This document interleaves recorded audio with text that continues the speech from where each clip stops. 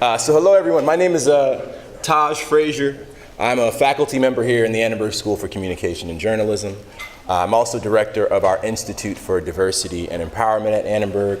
It's an institute that focuses on the role of culture, the arts, multimedia as resources in thinking critically about difference, about equity, about geopolitical relations. We basically facilitate endeavors focused on curriculum, programming, research that really try to position our students in spaces outside, to some degree, their norm, where they can have meaningful interactions with each other, but also kind of work in solidarity and collaboration on endeavors that help us to cultivate a more robust set of framework vocabulary in terms of thinking about difference, diversity, equity, humanity. I'm very excited to be able to attend and participate and learn at today's conversation and set of exchanges. IDEA, the Institute for Diversity and Empowerment at Annenberg, is one of the co-sponsors of today's event. I actually often teach inside of this room, so it's nice to be back in this space. One of the things I often do with our students, number one, is first off, give appreciation and gratitude to them. So you all are obviously not students, but participants, contributors today. Thank you, all of you, for coming, taking time out of your busy schedules to be here. I appreciate you. I'm thankful for you all being here.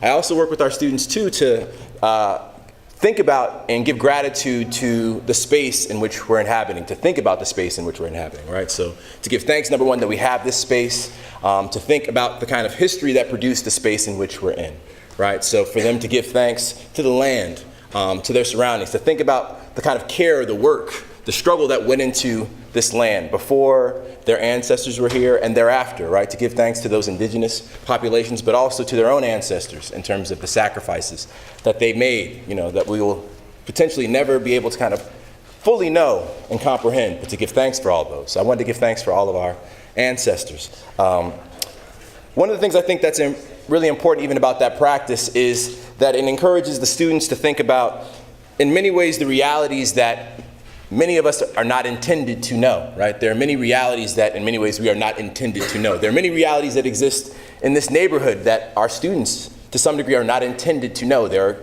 different kinds of ways of preventing them of knowing those kinds of realities, different kinds of narratives that encourage them not to even travel into the surrounding neighborhood to know these realities. And one of the things we try to do in our classes and our teaching here is to try to activate their investment in knowing those realities and being in spaces to have to debate and learn more and educate themselves collectively about those realities. I think those kinds of methods of preventing us from knowing these kinds of realities, in many ways, they reproduce a kind of lack of relation between each other and between ourselves and others. And those kinds of lack of relations or relationality, as we talk about it, it serves to disconnect us, right? It serves to kind of reproduce a deep investment in ourselves and not in our relation to others. I think in these kind of current political times, I mean, especially in the US and elsewhere, we see massive kinds of polarization, right? Polarization that serves to reproduce this lack of relationality, right? This lack of trying to figure out what are we intended not to know? How do we know that? How do we document that? I think about, and so I'll say this, my intellectual research and background is not in Israeli-Palestinian kind of conflict, history, and culture. That's not my actually area of research. But I'm deeply, deeply, deeply concerned about the state of political affairs in the region. And that's why I was particularly excited to be here to learn more and to hear from a variety of positions and sides in relation to all of that. I think my research comes out of studying Black liberation traditions. And one of the kind of important concepts in Black liberation traditions is that of bearing witness, right? Bearing witness is the kind of notion of struggling to learn what is intended for us not to know. I think about my colleague who's actually here, Jeff Cowan, who was part of the Freedom Summer campaign, young people, you know, 20-year-olds who went into the Deep South, who went to register people who were disenfranchised to vote, right? Where their practice was not simply about just, you know, positioning people to vote and utilize what should have been their political right, but also for them, young people, to know what was actually transpiring, to know the culture, to know the humanity, to know the resistance that was already germinating in that part of the US, right? This kind of notion of bearing witness. So for me, one of the important kinds of practices that I'm interested in today is kind of bearing witness. And I'm excited about the fact that all of us have come here in many ways to bear witness, to see these kinds of forms of relationality being formed through conversation, through exchange, through differences of opinion and perspective. I want to thank, first off, our facilities and technology staff for all the hard work they put into putting all of this together. So can we give them a hand in advance?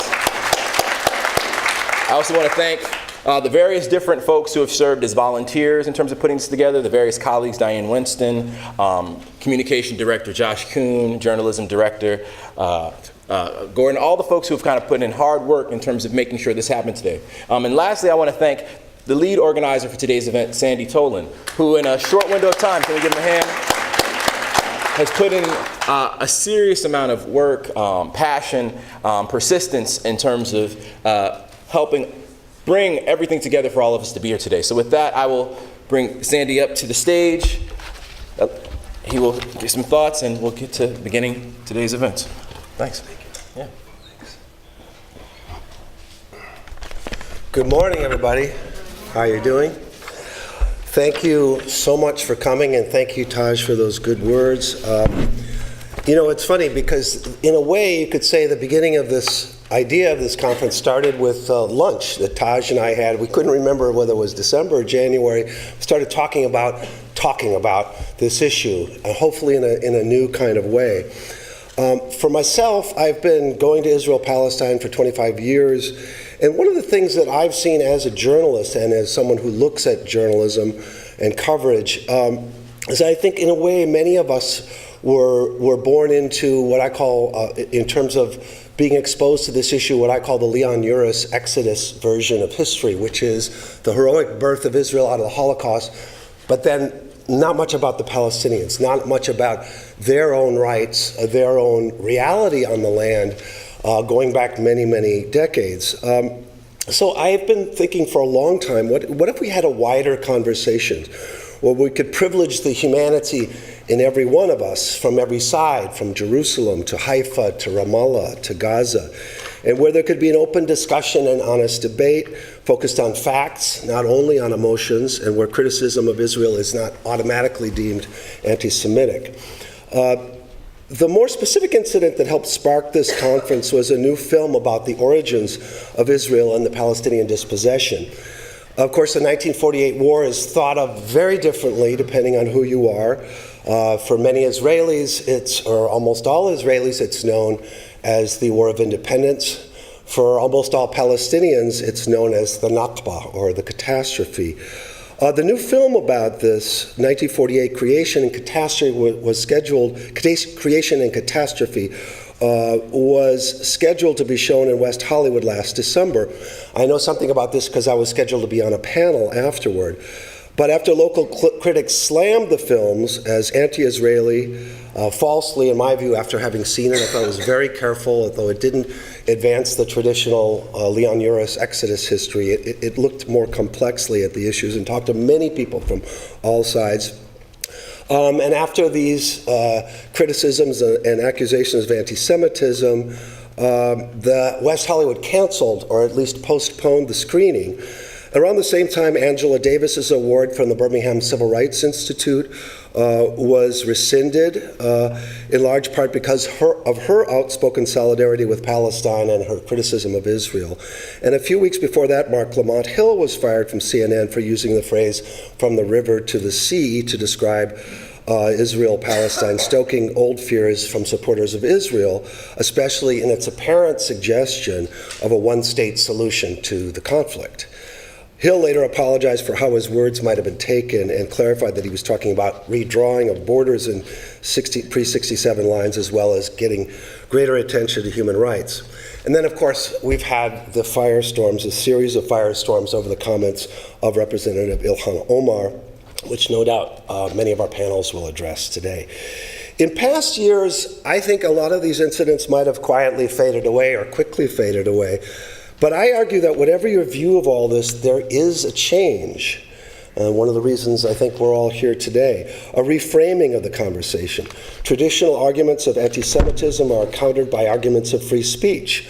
I've been among those arguing that we should not conflate the two. This is not at all to diminish actual anti-Semitism, and just look at the Tree of Life Synagogue in Pittsburgh to name just one example. This is not to diminish or delegitimize those true feelings and those true incidents. But also there's the question of when is this being conflated?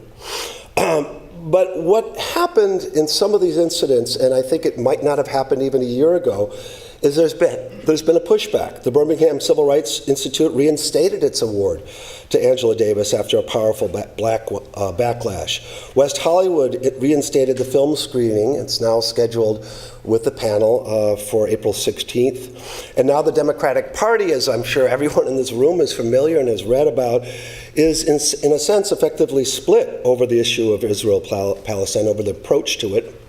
There was a terrific piece in the New York Times Magazine by the fantastic analyst Nathan Thrall, who has been with the International Crisis Group, and it's written for the London Review of Books, the New York Review of Books, and New York Times op-ed page, which is a great chronicle of this if you're interested.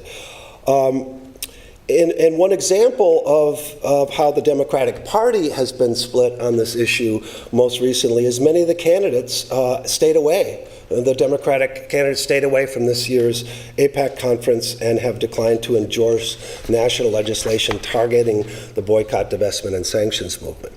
Now, of course, many of these debates over free speech and criticism of Israel are also reflected in the Jewish community, and this has led, in some cases, to a generational divide and the alienation of some young people and a wish to confront the issues on the ground in Israel-Palestine, not to mention the alliance between Israel and the evangelical right, and Israel's unwillingness to recognize only Orthodox Judaism as real Judaism. On these issues, we have a terrific panel of wide-ranging views just after lunch today. We'll also have panels examining media coverage, chronicling ordinary life in Gaza, and on reframing and reconsidering the possibilities for resolution of the century-old struggle in the Holy Land. And if you're still ready for it, at the end we're going to have a short conversation between some of the previous panelists and some new panelists over this very issue of the discussion today. And so that's what we're here for, conversation, to talk, to listen, working with my dear colleague Diane Winston, along with support from Journalism School Director Gordon Stables, Communication School Director Josh Kuhn, Taj Frazier, who you just heard from, and IDEA, our Dean Willow Bay, and a tremendous logistical and support team. Taj mentioned them, but I'm just going to call out a few people who really stepped up when we realized that this conference was going to go from 80 to 250 people in very short order. Tim Gonzalez, Nancy Ruiz, Jim Yoder, Ginger Mayerson, Emily Cavalcanti, Myra Zimet, and the USC Annenberg Center on Communication and Leadership Policy, led by my colleague Jeff Cowan, who loaned his team of 4 people to help with this event, and many others too. We decided, with all the support that would be possible, to engage this issue, to track the change that, ready or not, is happening. And I think we were onto something. As I mentioned, our mailings, just themselves, in a couple of days, we went from 80 to 250 people and had to close RSVPs. Don't have 250 people yet, but it's early, and we're sure that we'll be full later on. And also, we have a live stream, which people around the world are watching right now. Hello to you. And again, immense thanks to our Annenberg team for responding so brilliantly to the unexpected challenges. Thanks also to the Luce Foundation, the Knight Program for Media and Religion, and Taj Frazier and IDEA. So with all their help, what we want to do is help foster a conversation, a listening across sometimes sharply diverging views. It should be said that not everyone welcomed this conversation. More than half a dozen pro-Israel organizations declined our invitation to join the conversation, and I think that's too bad, but that's their right, of course. And we are very pleased, really pleased with the lineup we do have. People who have generously agreed to join us on the stage here today. These are people who've studied, breathed, lived with for most or even all of their lives this issue, dedicated their lives and careers to thinking about ways forward. So we're grateful that you're here. In particular, I want to mention our colleague Steve Ross, director of the Kazan Institute here at USC, for his tremendous support. You all represent a broad range of views, in some cases strong disagreement on the issues. The same can be said for some of the people who are sitting side by side in our auditorium or watching this live stream event far from LA. A reminder, we are live streaming the event. If you want to know where and let people know, you can go to the USC Annenberg Twitter or Facebook account. All panels will be live streamed through that channel, the YouTube channel, with the exception of our Everyday Life in Gaza panel, which will be live streamed through my own Facebook author page, Sandy Tolan Author, and thanks to my social media collaborator, Heidi Carrion, for setting that up and for all her other help. Now, just about to start, enough talking. Despite our different opinions, I believe we can agree on at least one thing, and that is that we're privileging speech today. That means everyone in the panels today has a right to be heard, to be listened to, and we want to be really sure that that happens. I have no doubt that nearly everyone in this room will hear something today that will make their blood boil, or at least their teeth grind. But it's also true that the title of this conference is a question. Can we talk about it? And we're trying to answer that question in the affirmative today. We're trying to answer that in the affirmative, but it is a question.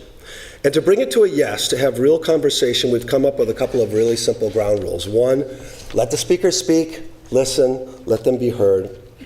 And we want you to speak too. And to facilitate more speech by more people and fewer longer speeches by a smaller group of people, we're going to go with written questions. So if you haven't picked up a card, we'll be distributing them, and someone will come and collect them, and then we will call them, and the moderators will ask them. So I'm not normally a hard ass, but we are going to be sticklers about those rules. Okay, we don't want disruption. That won't advance the free exchange of ideas, but I'm really hopeful and confident that that's exactly what will happen today, and so I thank you so much for being here. And that's it. The only other rule is enjoy yourself. There's food, there's drink, there's listening, there's exchanging ideas, and you have a schedule. If not, it's outside. And with that, I want to invite the first panel up, chaired by my friend and colleague Laurie Brand, who is the Robert Granford Wright Professor of International Relations and Middle East Studies at USC. So Laurie, thank you.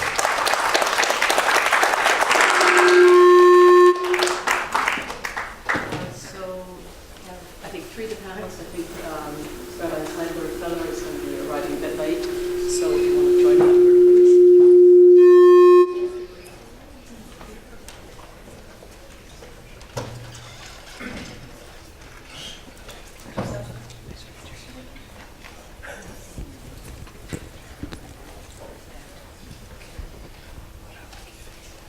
welcome, everyone.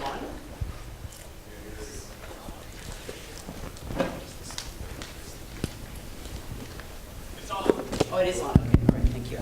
Yes, as Sandy said, I'm Laurie Brand from the School of International Relations and the Department of Middle East Studies here at USC. I'm going to introduce our panelists very quickly. There's additional biographical information on the sheet that you can get outside. And I've asked each of them to speak for no more than 10 minutes, so 5 to 10 minutes maximum. And then I'm going to give the panelists a chance to engage each other briefly. We're starting late, but Sandy said we could add on the 20 minutes that we're starting 20 minutes later. Let's see, we're supposed to be at 9:15, so no, more than that. I'll calculate that in a minute. Anyway. So I think we'll go in the order in which the panelists have been listed by the organizers. So we'll begin with Professor Saree Makdisi of UCLA. He's a professor of comparative literature, the author of Palestine Inside Out, an Everyday Occupation, and also the forthcoming Psychogeography of Denial. We'll then have Zoha Khalili, who is a staff attorney at Palestine Legal. If Rabbi Seidler-Feller is here by then, he will be the third speaker. He's a senior fellow at the Shalom Hartman Institute of North America. And finally, rounding out the panelists, is Professor David Myers, the Sadie and Ludwig Kahn Chair in Jewish History at UCLA and president of the board of the New Israel Fund. So without any further ado, I'll turn to Professor Makdisi. I think as whatever's comfortable for you. Does this work? Yeah, okay. Hi, everyone. I want to begin just by pointing out, politics aside, as a Bruin here, I feel like I'm behind enemy lines, but hopefully sports won't come up and we'll survive the day. I want to just say two big points. And the first point is that I think denial remains one of the main modes structuring discussions of the question of Palestine in the US, but it's beginning to lose its stranglehold on national discourse. There are two main forms of denial that are still very much in play in US discussions of Palestine. We see the first one primarily in media coverage, especially mainstream media coverage, and it takes place in two main domains. First, in grammar, syntax, and sentence construction, and I'll give you some examples of recent actual headlines in The Guardian, The New York Times, The LA Times to give you a sense of what I'm talking about. So these are three examples. At least 15 Palestinians die as Israel responds to protest. Confrontations at Gaza fence leave 15 dead. 15 dead in Gaza demonstrations. Now notice what all three of these have in common. The phrases are constructed in such a way as to elide or deny agency, responsibility, and guilt. The most basic factual information, who is being killed and by whom, is strategically displaced. Intransitive verbs rather than transitive verbs with direct objects, and passive rather than active sentences, or the displacement of the subject of the sentence from those actually responsible to some impersonal force like protest, confrontations, etc., all work together to mystify what's actually happening. I've said it before and I'll say it again, most of the media distortion and coverage of Palestine in the US takes place at the level of sentence construction. Denial also takes place in word choice. Think, for instance, of all the current media stories on the Israel-Gaza border, and I mean that term in quotations. As a matter of definition, only sovereign states have borders. This formulation would have us believe then that Israel and Gaza are separate states at war, whereas in fact Gaza is occupied territory, and Israel is using violence against a population for whose welfare it is legally accountable as the occupying power. There are countless other examples of this. For instance, the media's persistent use of the phrase Israeli Arabs to refer to Palestinians inside Israel denies their national identity and severs their organic connections with the rest of the Palestinian people, helping to facilitate the demonstrably false claim that Israel treats all of its citizens equally. Rather than enabling understanding of the question of Palestine, then, media coverage often disables it, making it more difficult to understand rather than facilitating understanding. As I mentioned, however, this situation is rapidly changing for two main reasons. First, the mainstream media has lost its monopoly on coverage of the question of Palestine, especially in the US, as people, and especially younger people, turn to new and alternative forms of media. And secondly, the sheer materiality of the spectacle of violence has overwhelmed the neat grammatical and discursive structures that were once able to contain it. It matters less and less what Israel says or how its discursive cues are recapitulated by the US media. When army snipers in heavily fortified positions are methodically executing unarmed teenagers standing in the open 1,000 yards away, people can recognize the brutal reality for themselves. It helps also that Israel is increasingly abandoning its decades-old strategy of mendacious misrepresentation of its own political logic. For instance, where it once used to loudly proclaim that it treats all citizens equally, it now loudly proclaims that it does not. Which brings me to the second form of denial that's still in play. This is the rather more powerful psychoaffective form of denial, peculiar to liberal American and European supporters of the Zionist project in Palestine. I've just written a whole book on this question, which concerns the internal structures of feeling that allow liberal supporters of the Zionist project to maintain the professed support for liberal values only by engaging in the most profound forms of denial as to what they're actually supporting in Palestine. Not recognizing ethnic cleansing as ethnic cleansing, for example, refusing to acknowledge a racist state project for what it is, or returning over and again to the mantra-like incantation of the phrase Jewish and democratic state to occlude the legislative, administrative, and material reality of an apartheid system that operates on both sides of the 1949-1967 armistice lines. But even this form of denial is also under immense pressure, as it becomes more and more obvious what's going on, and, as I mentioned already, as Israel itself strips away one layer after another of the forms of obfuscation that had disguised its the material circumstances of its rule over Palestinians. It's increasingly clear what's going on, in other words. The recent Jewish nation-state law that was passed last year is only one example of this, but so is the law that openly allows racist discrimination in housing and so on. There was always racism, but it used to be more hidden away. Now it's much more, not only out in the open, but actively calling attention to itself. So that makes these forms of denial that I'm talking about more difficult to sustain because they depended on all kinds of qualifications and equivocations and discursive formations that disguise reality rather than acknowledging it and dealing with it. This brings me to the second point I want to make, which concerns the way in which the boundaries of the conversation are in fact changing, as Sandy mentioned earlier. I would say that the prevailing atmosphere in the US is one of transformation, partly because, as I've already said, the structures of denial are losing their capacity to contain or to occlude material circumstances. When I first became active on the question of Palestine in college in the early 1980s, one would often hear that Palestinians don't even exist. It's true that you do sometimes still hear that. It happened in New York the other day, but it's not like what it used to be back in the 80s. In fact, think of how far things have come since then. The one-state solution is, whether you like it or not, is part of national discourse. Even Donald Trump, who doesn't know particularly much about this question or other questions, has referred to it. Discussions of the BDS movement, again, whether you like it or not, have become so mainstream that there's been a massive legislative effort to try to suppress it. The academic boycott, again, regardless of your position on it, has become such a strong force that university administrations are now able to contain it only by altogether ignoring democratic processes, student government votes, or principles of shared faculty governance, as we saw at Pitzer College only recently. These kinds of things are often touted as examples of power, but if you think about it, they're also signs of desperation. It was not formerly necessary to try altogether to suppress our constitutional right to free speech simply in order to contain criticism of Israeli policy. But that panicky last step is where we are right now. Panic is ugly, however, and instead of the old confrontations or hate mail, we're now forced to deal with potentially much more damaging forms of containment, at least in the short run. Attempts at administrative suppression, lawfare, projects to impose censorship on our universities.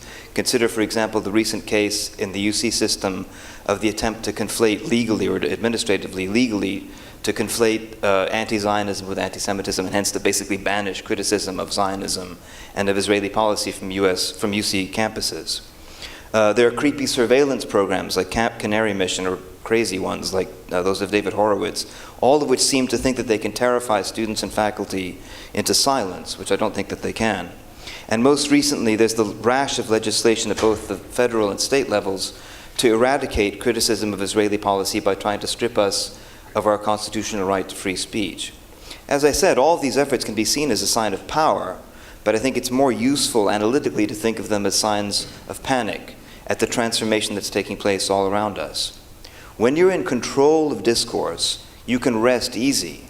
It's only the loss of every conceivable argument that leads you to declare war on argument itself and to try to stop anyone from saying anything you disapprove of, which in a country that protects free speech and open inquiry is ultimately a doomed proposition. This shift is now perceptible, as Sandy mentioned, at a political level as well. Israel used to be the darling of liberal Democrats. It's increasingly thrown its lot in with openly racist Republicans, making common cause with discourses of Islamophobia and white power. A few years ago, it would have been a matter of routine for the Democratic Party to censure Ilhan Omar for her comments on the lobby. When Nancy Pelosi tried to carry out what would have been just routine practice a few years ago, she found out that the younger progressive wing of the party totally refused to go along. The party has changed, in other words. It's changing rapidly before our eyes. In former years, again, as Sandy mentioned, Democratic presidential candidates would have been lining up out the door to go speak at AIPAC. How many went this year? 2, 3, out of a field of about 20? We're witnessing an epochal transformation. Israel has been stripping away one layer after another of the forms of denial and equivocation as to what it's about. It is increasingly recognized as an apartheid state engaged in a project of continual racial violence. In the era of Black Lives Matter, Latinx mobilization, and queer and trans and immigrant communities here finding their voice, the Palestinian struggle is increasingly identified as part of a common cause in the anti-racist and anti-phobic struggle for justice and equal rights, which is, of course, what it was all along. Thank you. Thank you very much. Thank you for keeping to the time. We've been joined by Rabbi Chaim Seidler-Feller, and so we'll continue now with Zoha. Thank you very much. Is the sound okay? Yeah. Not great with microphones. Louder. Okay. Here is better. Okay. So Sandy and Saree already touched on a lot of the issues that I wanted to talk about. My work involves facing efforts to police the boundaries in the speech that is considered acceptable in this context. And so what we do at Palestine Legal is that we defend the civil and constitutional rights of people in the United States who are speaking about Palestine or criticizing Israel. My organization is a very small organization, but from 2014 to 2018, we dealt with over 1,200 incidents of suppression. That's just the tip of the iceberg, given the fact that many people might not be aware of their rights being infringed. About 3/4 of the incidents that we deal with are taking place on college campuses, because that's where we see the most vibrant discourse taking place. And so I want to talk about some of the ways that speech is getting suppressed these days. The first way is by different application of seemingly neutral rules. So for example, just a few days ago at Harvard, there was an event on Black and Palestinian solidarity. And just a few hours before the event took place, students who were organizing the event were told that there was going to be a $300 security fee because they were concerned that there was going to be a disruption that took place during the event, because they were worried about opposition to the event that had been voiced over the weekend. And so they said that they needed to have a security officer on hand in case of a disruption, and that students would have to shoulder that cost. Now, $300 may not sound like a lot of money, but for a student organization that has a very meager budget in order to put on events, it can have a huge impact on them. So they contacted our organization because my executive director was actually speaking there. And so one of my colleagues looked into Harvard's rules on free speech, and their rules state that if there is a need for the campus to have security at an event, the campus will pay those fees. And so my colleague got in touch, and they waived the fee and they apologized. But if those students hadn't known to get in touch with us, and we often have not been in touch with student organizations that are getting suppressed, they would have been hit by that fee simply because they didn't know that they had a chance to respond to it. Another example that I want to talk about is, it's harder to say that this was an issue, but I was talking to a student just last night who told me that she is part of several student organizations, but when she's putting on events for the Palestinian organization, it takes a long time for people to get paid for the costs that they need to be reimbursed for through their student government. But as part of different organizations, she's seen that those reimbursements come in a lot more quickly. Now, that's a difficult thing for people to know. For that student, it was clear because she's involved in different organizations. For a lot of pro-Palestinian groups, they might not have that insight into the different timelines that they're facing. And there's this, this subtle effort to, make it harder for them to have these events. Another thing that I recently heard about was a student organization that was just getting started, wanted to talk about Palestine on campus, but as they were getting founded, there was a complaint.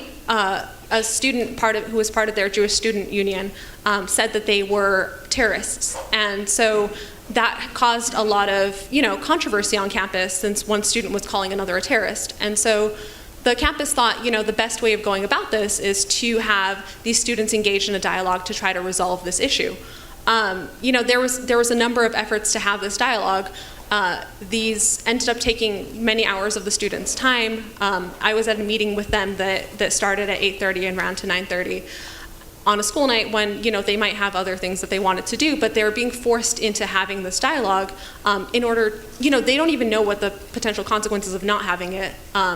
But this wasn't that they wanted to address the concerns that the other student had about them being terrorists. The student had no legitimate reason to consider them terrorists. They simply associate the concept of being Palestinian or pro-Palestinian with supporting terrorism.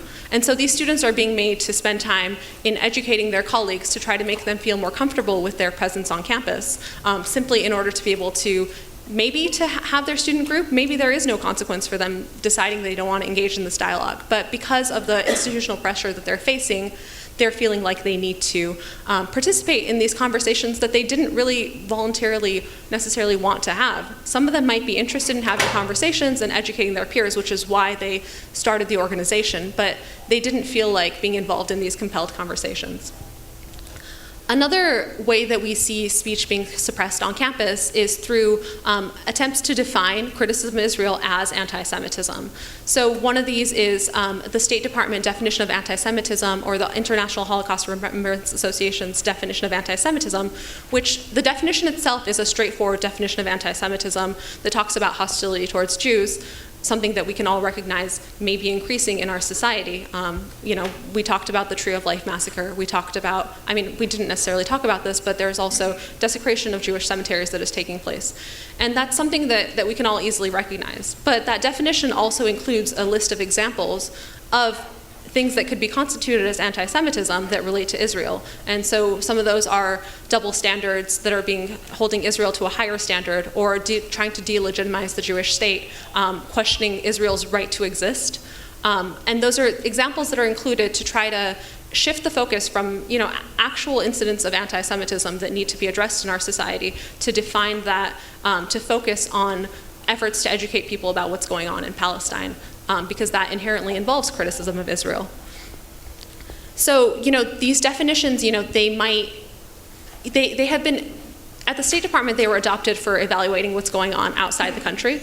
And they're also being adopted for more internal-facing work. So the U.S. Department of Education adopted it for investigating anti-Semitism on campus, and that it's causing a lot of concern even for the person who was involved in drafting this decision.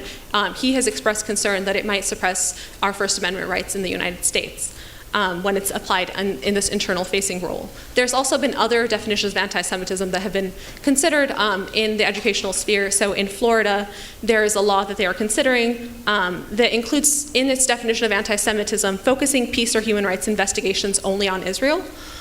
So these examples, they don't necessarily say that these things are necessarily anti-Semitism, but because they're included as examples of things that could potentially be considered anti-Semitism, or as Saree was describing in the UC system, they adopted a statement of principles against intolerance that addresses both anti-Semitism and anti-Semitic forms of anti-Zionism, which, if your concern is actually about anti-Semitism or the ways that anti-Zionism might be used in an anti-Semitic manner, that would be encompassed under the definition of anti-Semitism.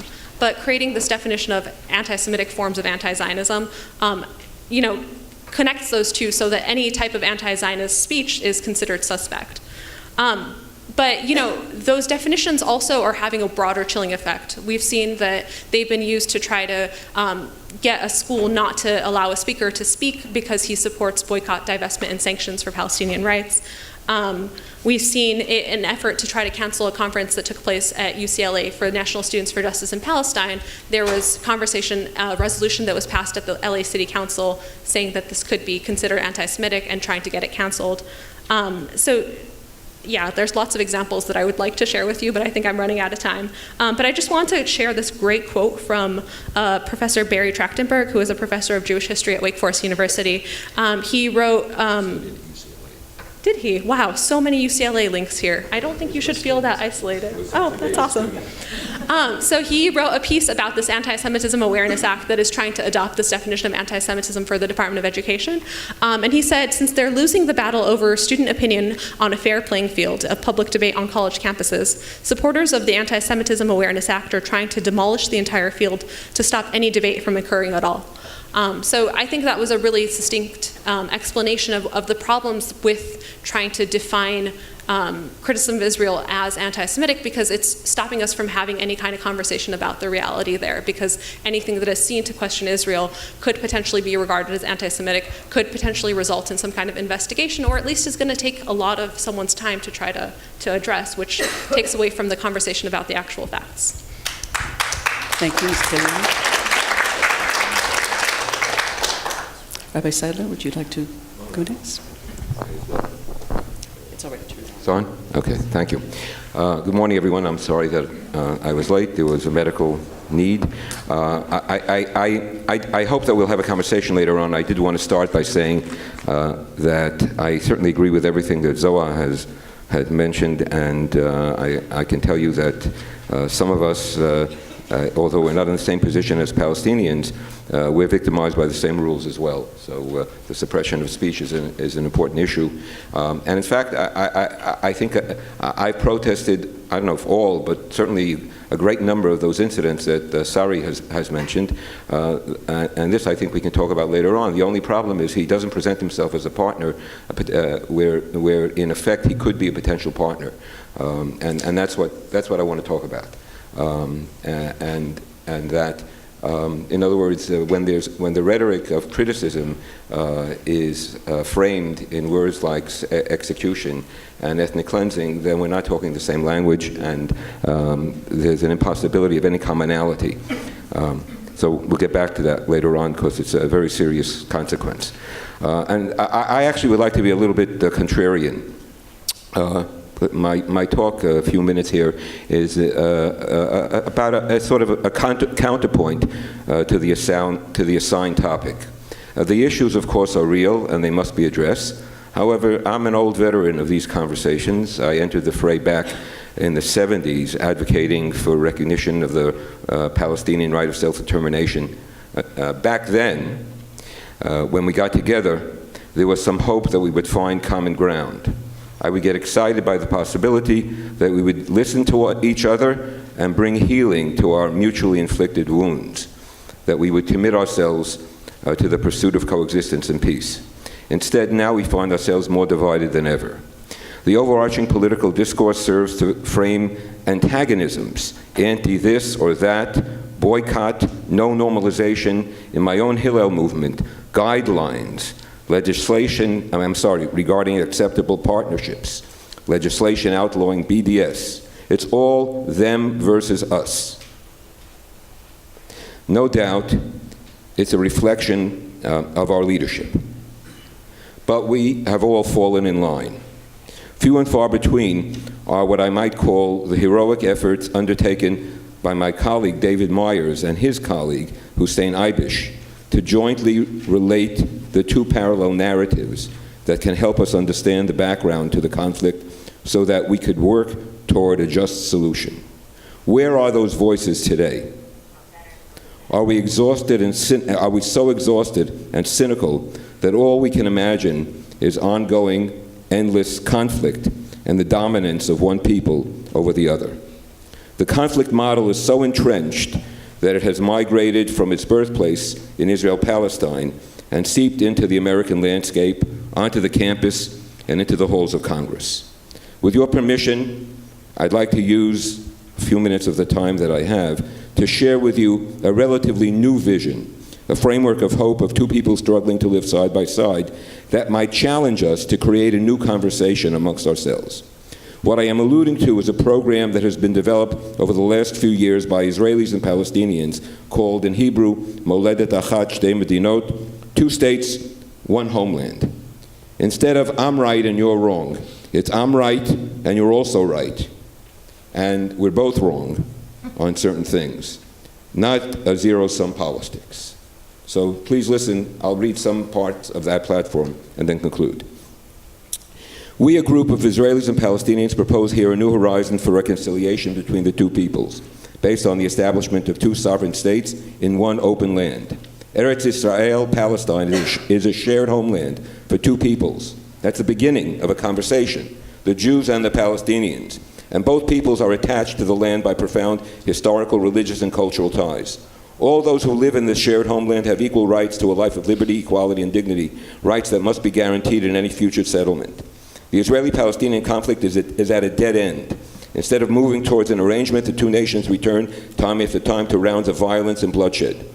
We are certain that in order to bring about reconciliation and an end to the conflict, a new vision is necessary.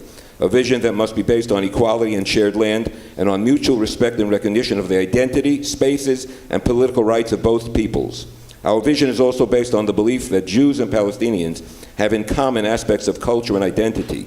A reconciliation between the two peoples will require openness and connection to the greater space, and a recognition that the land is dear to both Israelis and Jews. On this basis, we have arrived at a set of agreed principles which can be summed up as together and separate, or one land, two states. And here I'll summarize some aspects of the principles, because most of us don't know anything about this. It's not a very strong organization, and I don't know that it has much, that actually has much of a following, although it's an increasing following. The point is that it's a different framework for the discussion, and it's about people who are trying to build a new future, not merely go at each other to make a point and say, I'm right, you're wrong. Two states, one homeland. What does it mean? Palestine, Israel constitutes a historical and geographical unity from the Jordan River to the Mediterranean, which should consist of two sovereign states, Israel and Palestine. In these states, the two nations will realize the right to self-determination, and the border between them will be based on the June 4th, 1967 lines and a total cessation of the occupation. Democracy, human rights, and the rule of law. The two states would be democratic. Their regime would be founded on the principle of the rule of law, on the recognition of the universality of human rights as recognized in international law. There would actually be a joint human rights court of both states. Immigration and naturalization. Both states will have the right to define their own laws. The state of Palestine would be at liberty to nationalize Palestinian refugees as it sees fit, and the state of Israel at liberty to nationalize the Jews of the diaspora as it sees fit. The open land vision. This is what's unique. The two states would be committed to a vision of one land within which the citizens of both states have the right to travel, to visit, to work, trade, and live in parts of the land. And how that plays out is, at the same time, both states would agree on a proportional number of citizens of the other state who would live in their territory and would receive the status of permanent residents. This agreement would allow Israeli citizens, including those living today in the areas located in the Palestinian state, to receive a status of permanent residence in Palestine, provided they agree to live peacefully with their neighbors, abide by Palestinian law under Palestinian sovereignty. This agreement would allow Palestinians, including those who will be naturalized in Palestine, to have a status of permanent residence in Israel. And a proportional amount of citizens, of refugees returning could do so proportional to the number of Jews who are living in Palestine could live in Israel, provided they agree to live peacefully with their neighbors under Israeli sovereignty.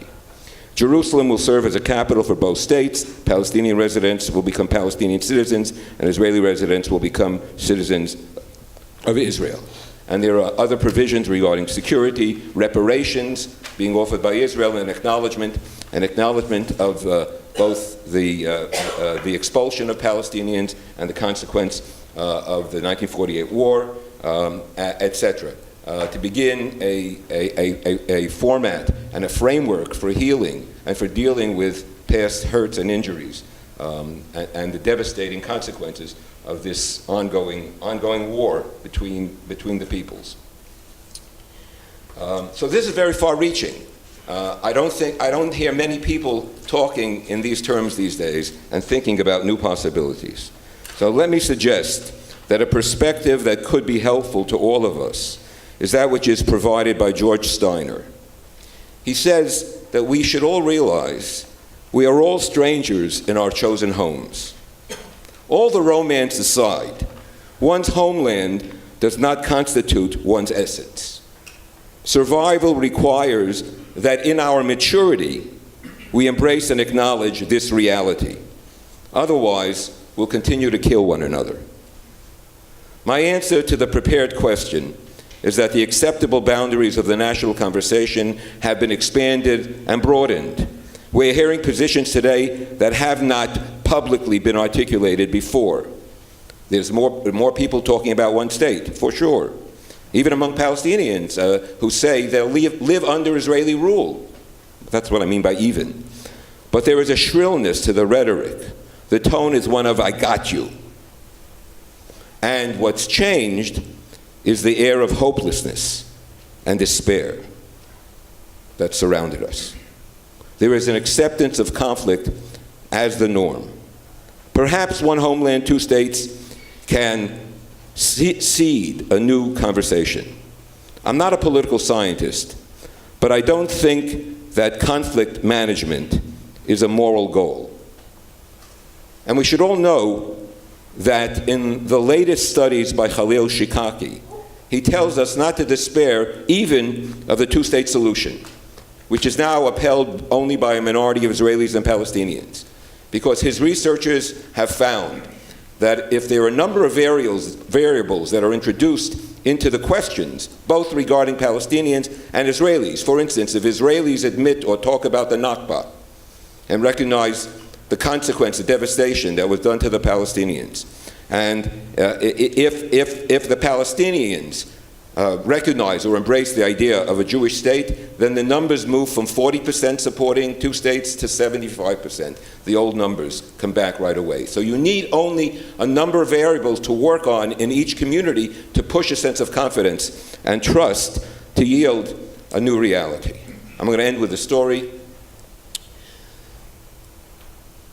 Many of us have been the students, even if not directly, of a great Jewish thinker, Abraham Joshua Heschel.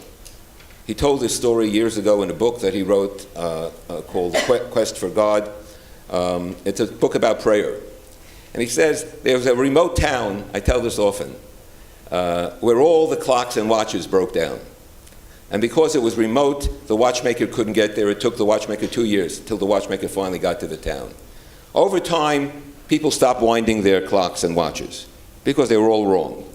There was one stubborn person who kept unwinding his or her clock. When the watchmaker came, the only clock that he could fix and repair was the one of the guy who had kept unwinding his watch. So Heschel tells us, keep on winding. We've stopped winding. We don't talk about the possibility of peace. The point of stopping winding is when it stares us in the face, we'll no longer be able to recognize it, because we'll be in conflict mode. Can we change? Can this be a moment in which we take note of how low we've come in order to elevate the conversation in a new setting? Thank you.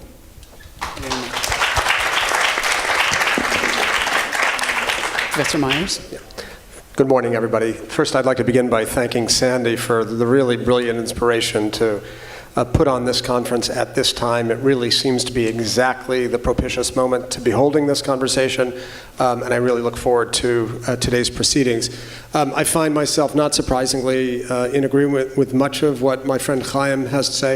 I find myself very much in agreement with much of what Zoha says, believing that imposing strictures on speech, especially on college campuses, is really antithetical to the very principle of a free marketplace of ideas. I do have some differences with my friend Saree, but I look forward to discussing them. And I just want to say that one of the highlights of my teaching career at UCLA was when, I believe it was 7 years ago, Saree and I taught a course together called Learning to Talk About Israel-Palestine. And our paths have gone in different directions just professionally, but I hope one day we'll have the opportunity to do that again, because I think it's really important to air difference, and that's really the essence of what I'd like to convey. So I have 5 points that I'll try and make relatively briefly. Number one, when we talk about the Israel-Palestine conflict and reframing the conversation, I think there are 3 levels or frames we might think of. One, there's actually what goes on the ground in Israel-Palestine. And there today, tragically, I think we find ourselves in a position of near total stasis. Indifference on one end and despair on the other. And that's really a toxic combination. It leads to not only a sense of stasis, but also a sense of desperation, particularly on the Palestinian side. And that's not going to be my focus today, because I think our focus is closer to home. And that brings me to the 2 other levels. So there's a national conversation, which is at a point of very significant change. One senses tectonic shifts beneath the surface in that national conversation. For some, it's regarded as a grave threat. I happen to see all sorts of opportunity, particularly the most interesting pieces of it occurring within the Democratic Party, and maybe we can flesh that out a bit as we move forward.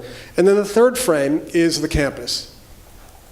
And here, I feel that we are in somewhat of a quagmire, really driven by various forces to 2 extremes, to 2 poles. One is the picture or image of Israel as possessed of unblemished moral virtue. And the other is an image of Israel as the chief, or at least a key criminal actor on the international stage. And what I find so troubling about those polls is that they really don't allow for any nuance or complexity or even attempt to understand the other. And I feel that we're trapped in that current situation in the campus debate. This relates to my second point, which is that I think a very significant danger, and Chaim alluded to this, is zero-sum thinking. Either you support the Israeli narrative or you support the Palestinian narrative. That's the essence of zero-sum thinking when it comes to this question. I think if we're serious about reframing, we need to understand that there are at least two narratives at play here, and that each of those narratives, those main narratives, contains a great deal of truth within it. And that each of those narratives has embedded within it rights, most particularly the right to self-determination. So what am I talking about? Well, there's a Jewish narrative, connected certainly with the Zionist movement, that suggests that Jews were a dispersed, often beleaguered, often discriminated minority, that particularly when provisions to protect national minorities collapsed in the wake of the First World War, seized upon the idea of achieving sovereignty in a homeland which they regarded as theirs by virtue of ancestral linkage. And they made their way there, and particularly in the wake of an attempt to annihilate them, fought to gain that degree of sovereignty that could assure their safety. I think there's a great deal of truth in that story. And conversely, I think there's a great deal of truth in the narrative of Palestinians who say they were an indigenous people inhabiting a land became populated, was populated, and was visited, and attempts to purchase land were made by Zionists. Palestinians saw the presence of these Jews as foreigners and as interlopers, and in fact a struggle ensued over control of the land. And in the major battle that took place in 1948, the Palestinian population was dispossessed as a result of this war by this group of foreigners. There's a great deal of truth in that narrative. And there are rights embedded, I think, in both of those stories. And sometimes, as in the current moment, it seems as if those rights are irreconcilable. Both of the stories contain within them a great deal of trauma. There's trauma at the heart of both narratives. The trauma of the Holocaust in the Jewish case, the trauma of the Nakba in the Palestinian case. There is also asymmetry in these two stories. One cannot compare the scale of the Holocaust on one hand and the Nakba on the other. Similarly, or in parallel, one cannot compare the experience of Israelis today, the degree of fulfillment of their aspirations, particularly of self-determination, and the absence of fulfillment of self-determination in the case of the Palestinians.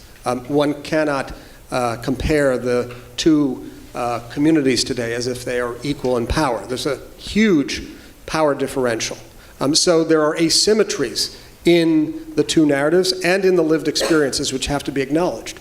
But this leads to a third point, which is that asymmetry does not deprive Jews of the right to self-determination, at least in my view.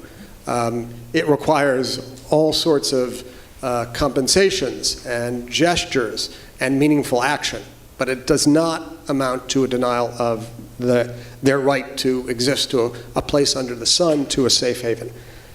And the Holocaust does not deprive the Palestinians of the right to self-determination either. That's not a rationale to deprive Palestinians of what is rightfully theirs.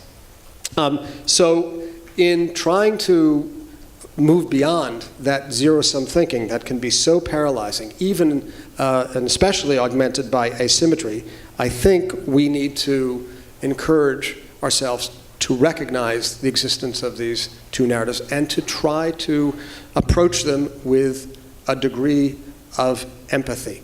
That which the great scholar of hermeneutics Wilhelm Dilthey saw as the essence of historical interpretation, understanding an historical actor with empathy. That which the great 20th century French philosopher Emmanuel Levinas saw as the essence of the basic humanistic act, the basic humane act, facing the other with a measure of empathy. I think we need to inculcate in ourselves a measure of empathy, especially in recognizing the story of the other. One of the ways in which I've tried to operationalize that myself in my own teaching and thinking is through what Chaim mentioned, a dual narrative approach to the history of the conflict, one which seeks to understand the lived experience, the sensibilities, the frustrations of both Jews and Arabs, Israelis and Palestinians from the last decades of the 19th century to the present. This is an approach that was pioneered by Professor Sami Adwan, Professor Dan Bar-On, Palestinian and an Israeli Jew working together. It's something that I've tried to do in my own work, as I mentioned, including with Dr. Hussein Ibish. In doing so, we have to recognize what is my fourth point, and that is we have to learn to talk to those with whom we disagree. And particularly, it's important, if not essential, to detoxify the poisonous environment on campus. This means we have to step out of our comfort zone. And here, what I often try to ask myself and ask others to do, those who perhaps come from that position of support for Israel as a paragon of democracy in the world, I say, try to think of what BDS looks like through the eyes of, say, a mythic Palestinian American, who is not motivated in the first instance by anti-Semitism. That's not the first, second, or third concern, but rather by a desire to bring attention and visibility to the quest of Palestinians for justice. From that perspective, it's hard to say, at least for me, it's illegitimate to voice support for BDS, especially in the environs of a college campus, which imagines itself in its best form as a marketplace of ideas, an open marketplace of ideas. Now, at the same time, I think it's important to ask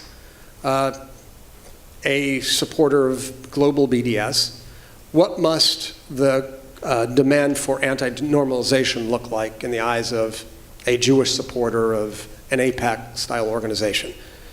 It triggers anxiety and fear, and it seems antithetical to the very spirit of open debate. Yeah, Rabbi. And so I'm going to wrap up by making a final point.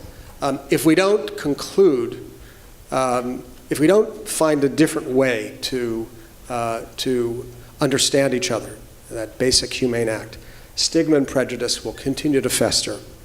And this brings me to my final point, which is the perplexing persistence of anti-Semitism, as today's New York Times cover story mentioned. Violent anti-Semitism tends to come from the extreme right. And that's a point that we should be very clear about. There is also anti-Semitism on the left, and that bespeaks one of the most interesting qualities of anti-Semitism, which helps explain its endurance, its malleability, its ability to assume many different forms. Why today is there an uptick? Well, there are many reasons. The descent into illiberalism, lingering enmity between Israel and Muslim neighbors, and let it be said, Israel's demeaning, dehumanizing occupation. But at the same time, there are deep-seated anti-Semitic motifs: Jews and money, Jews and power, Jews as exploiters, Jewish clannishness, that continue to fester. I don't have a panacea, but what I'd like to suggest is that we need to learn to speak to, not past each other, and in that sense push those anti-Semitic and, for that matter, Islamophobic sensibilities and biases to the surface so that they can be exposed to the light of day and hopefully removed. I think we need to do that on campus. I think we need to do it in the national conversation. including the Democratic Party, which seems to be the place where it can happen. And I think if we do it with empathy, not zero-sum thinking, we can make progress. Thank you. Thank you. Thanks to all four of our panelists.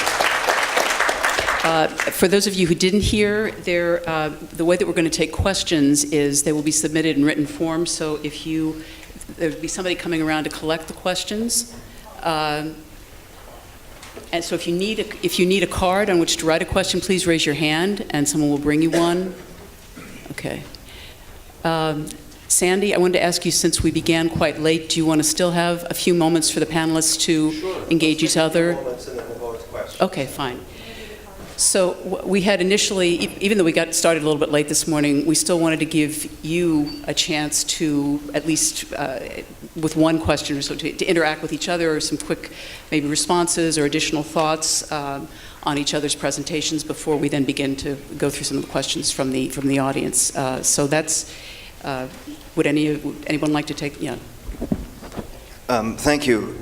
So I'll just, to be brief, to open up the conversation as quickly as possible to the audience. I mean, I'd like to say two things. One is, two kinds of work are going on in what we're doing here, I think. One is sort of analyzing what's actually happening, which I think requires precision in language, and precise language can make some people uncomfortable, and that's part of the point of what I'm talking about. But then, on the other hand, there's also ways of thinking about how do we get out of the impasse. And I was obviously doing more of one than of the other today. I've spent most of the past 20 years writing and talking. I've written a book, and I've written, I don't know how many LA Times articles and other places and so on, talking about the need, my way, and I'm hardly unique among Palestinians or Jews for thinking about this, to think about how we could find a resolution to this conflict. And the way I've been articulating it is to think of a single democratic and secular state in which Jews and Palestinians live together as equal citizens, which to me as a secular person, I don't see what the deep objection is to that formulation. I know that there are objections to it, obviously, but anyway, so first thing I want to say is that this discourse of there's two sides to the story and two narratives and we're equal and so on and so forth, I mean, yeah, up to a point, there are two narratives, but let's not kid ourselves into thinking that there are two equal sides in this conflict, because one side has been dispossessed and the other side did the dispossession. And it's not just a matter of, pointing out, calling names and pointing out so on and so forth. That's not the point. The point is we need to understand what happened historically, what's happening right now. And you know what? Sometimes there are people who are victims, sometimes there are people who are agents in dispossession and in brutalization and in home demolition and in shooting children and this kind of thing. And we need to be comfortable in saying that that's what's going on. That does not mean that one can't then shift gears and talk about two narratives and a way to find future peace and reconciliation and so on and so forth. So I think we need to keep both things in play. We need to have critical precision in the use of language. We also need to be able to find ways towards reconciliation. One might be more uncomfortable than the other. We need to be able to do both simultaneously. One last thing I want to say is that when you look at what's happening on the ground, it's important to think about how we can move from where we are now to hopefully truth and reconciliation and justice and peace. And I think that must involve, as it has done in many other historical precedents, a recognition of what has happened in the past and what is happening in the present. That needs to be done. And it's painful. And sometimes there are sharp words, but the sharp words need to be used not because they have emotional resonance, but because they are analytically accurate. In other words, a state that discriminates based on your racial identity is a racist state. A state that demolishes people's homes is a state that demolishes people's homes. You can cloud it in whatever discourse you want, but that is what it is.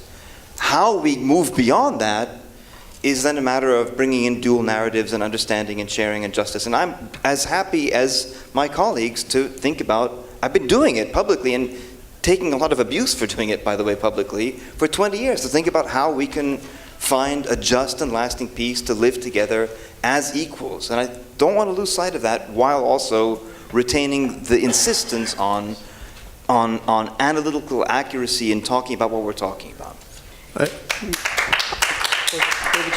Yeah, I'd like to respond. Okay, I know both of you wanted to respond. I don't want to know I don't. You can respond. Okay. Okay. All right, I will. Because I think it was probably more directed at me. We both have the opportunity. Okay. My So, old colleague. yeah, so, I guess there's much I agree with in what you said. I find, nonetheless, you're framing too Manichaean for my taste, and it's a matter of finding the balance between sort of a mythic, fully equal set of narratives and, I think, a degree of imbalance that I think precludes from consideration the very possibility of holding on to two. So let me state what I think is important to state in response. Number one, there's a huge power differential. I mean, I said it, I acknowledge it, I agree. It is what is operative today. Number two, I believe that part of what must occur for any meaningful solution to be achieved is for there to be an acknowledgement of responsibility by the Israeli side for the Nakba, and a set of measures taken to provide repair, redress, compensation. I can't imagine any solution that does not entail that, and I can't imagine what it's like to have had a searing wound such as that remains unacknowledged. Jews underwent a great trauma in the course of the 20th century. And yet one cannot say that it has been unacknowledged. It has been widely acknowledged. There's another differential, and I think it's really important to attend to. I think denialism, to speak to the heart of your presentation, is a very potent factor. I see it, I hear it all the time. But here, forgive me for my move away from the Manichaean perspective, there is denialism on the other side. And it's a denialism of some basic historical principles that cut to the core of Jewish collective identity. A connection to the land, a connection to Jerusalem, a connection to the remnant of the Holy Temple. And I think what that bespeaks for me, Saree, is, what that really reflects is something that we have to take stock of in the middle ground between our positions, which is there's a very unhealthy psychological dynamic. There's a culture of mutual victimization and mutual denialism that plays into the fears of the other, I think, in extraordinarily unhealthy ways. Again, I don't want to make the point to the exclusion of recognizing the power differential, but it is a very unhealthy psychological dynamic, and it plays out again and again and again, and in a certain sense, both sides are comfortable with it. And that's what I find the most perverse and maybe pathological piece of it. We have different modes of operating.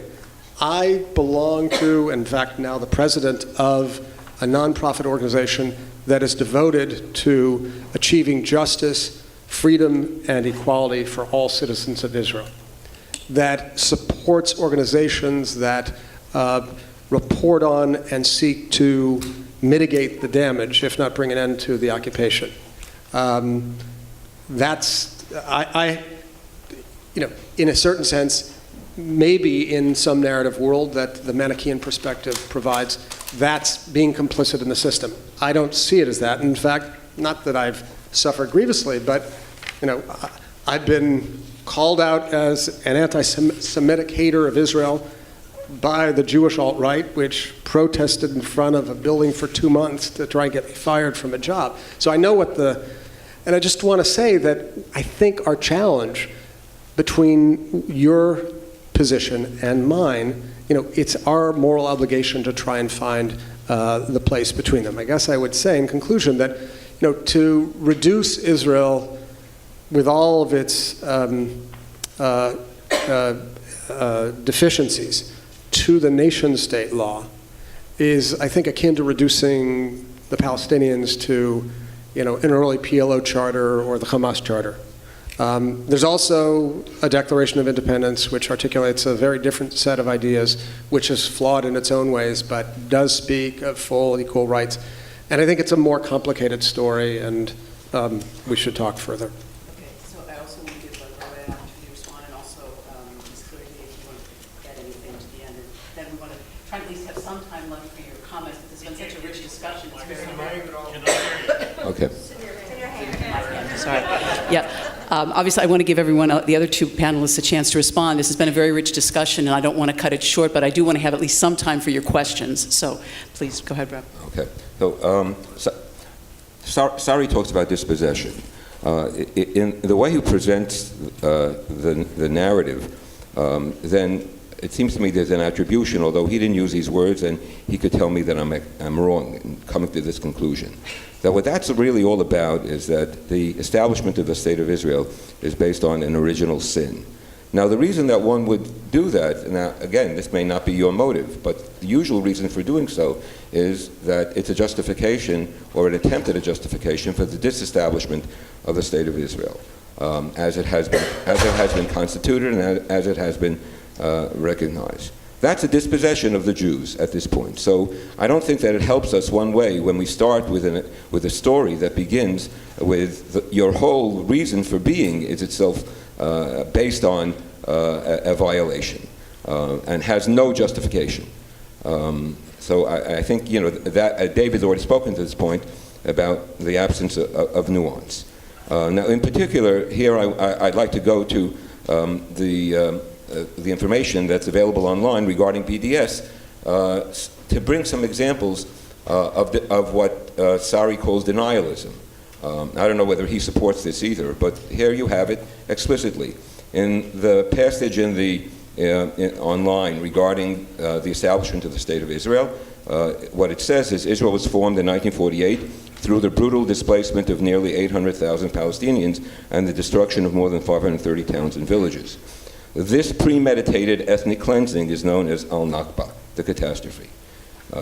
I see al-Nakba differently from the way it's described here, although I do accept, it's a fact. 530 towns and villages were destroyed, and most of them were wiped out without a memory. The mosques aren't there, or there are still only some stones there, and Meron Ben-Benisti wrote a great book explaining and presenting exactly what happened in that research. And we also have research about expulsion of Palestinians, fleeing Palestinians, pressure to flee, and all of that, and absolutely we could discuss it, and David's right. There need to be reparations. However, there's something missing here. There's no mention that Israel was attacked by Arab nations at all. I don't want to get into the questions about whether citizens were told to remain or not. Some of that may be nonsense. But the fact is, and maybe not, but there was an attack. There was a UN resolution. Now, there may be an argument against the UN resolution and against sort of the colonial interests of the world to impose a state on Israel. But there was a process that was ongoing for years. There were conversations that were going on, missing completely from the background to understand how the State of Israel actually did emerge. And this simplistic portrait is the one I think that's generally portrayed. Now, when we come to 1967, I think what it does is it establishes that this is a consistent way of reading Israeli history. Using the 1967 war with neighboring Arab states as an excuse, Israel captured and occupied the Gaza Strip and the West Bank, including East Jerusalem.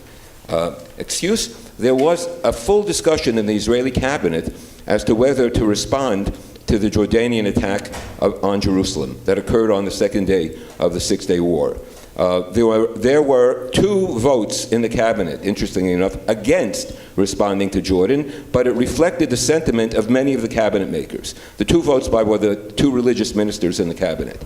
And their rationale was, we don't want to rule over Palestinians. Precisely the opposite of the excuse that it seems to be presented here in the BDS, that this was a preconceived idea that was used as an excuse, premeditated, to conquer more territory. And finally, in much of the rhetoric that we confront on campus today, there's something that's maybe even more serious, and that's the need to deny that the Jews are a people. It's not just a connection to Jerusalem and to Israel, all by the way, noted in the Quran and historically in documents, in Palestinian documents themselves about the Jewish connection to the land of Israel and to the Temple Mount, but denial of the identity of Jews, something that's sort of a basic understanding in our multicultural discourse, that we each respect the right of the other for self-definition.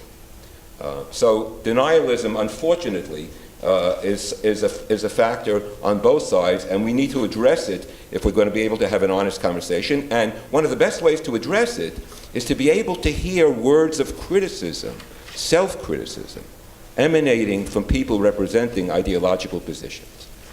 And rather than positions of purity and superiority and accusation, that we both have to temper our presentations with the capacity that we have to say, we're wrong here in making this assertion. We have to correct this. That's the way we reach out. David talks about how do we face the other. We face the other by looking inside as well as looking at the other. Thank you. Yeah, thank you. I don't think anyone takes issue with what I was talking about, which is the suppression of pro-Palestinian voices on campus, but given that my role is to try to create space for those voices to be heard, I would be happy to yield some time to Professor Makdisi to respond to. Thank you. Okay.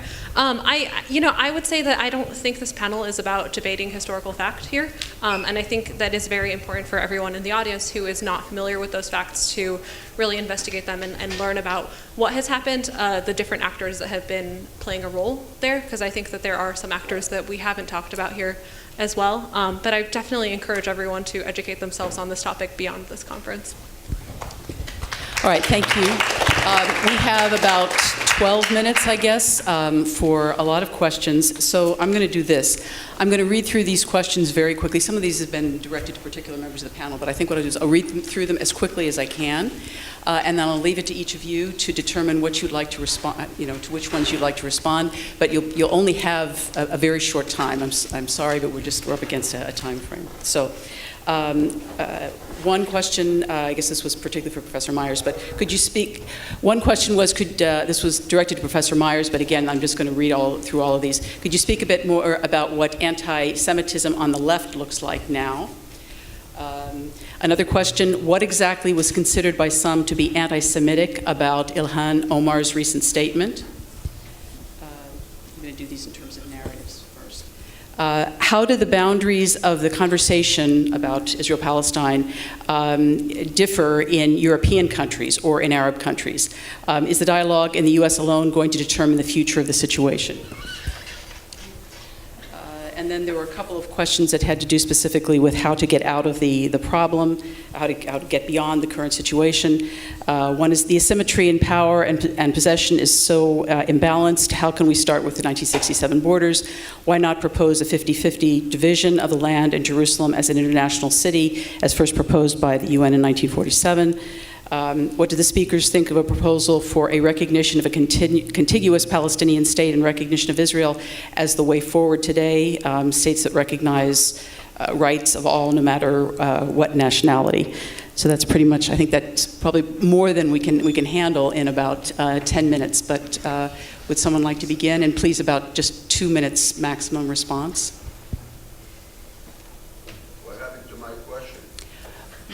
I'm sorry, I have to go through, I'm trying to go through these to give. I didn't know whose it was. I was trying to put.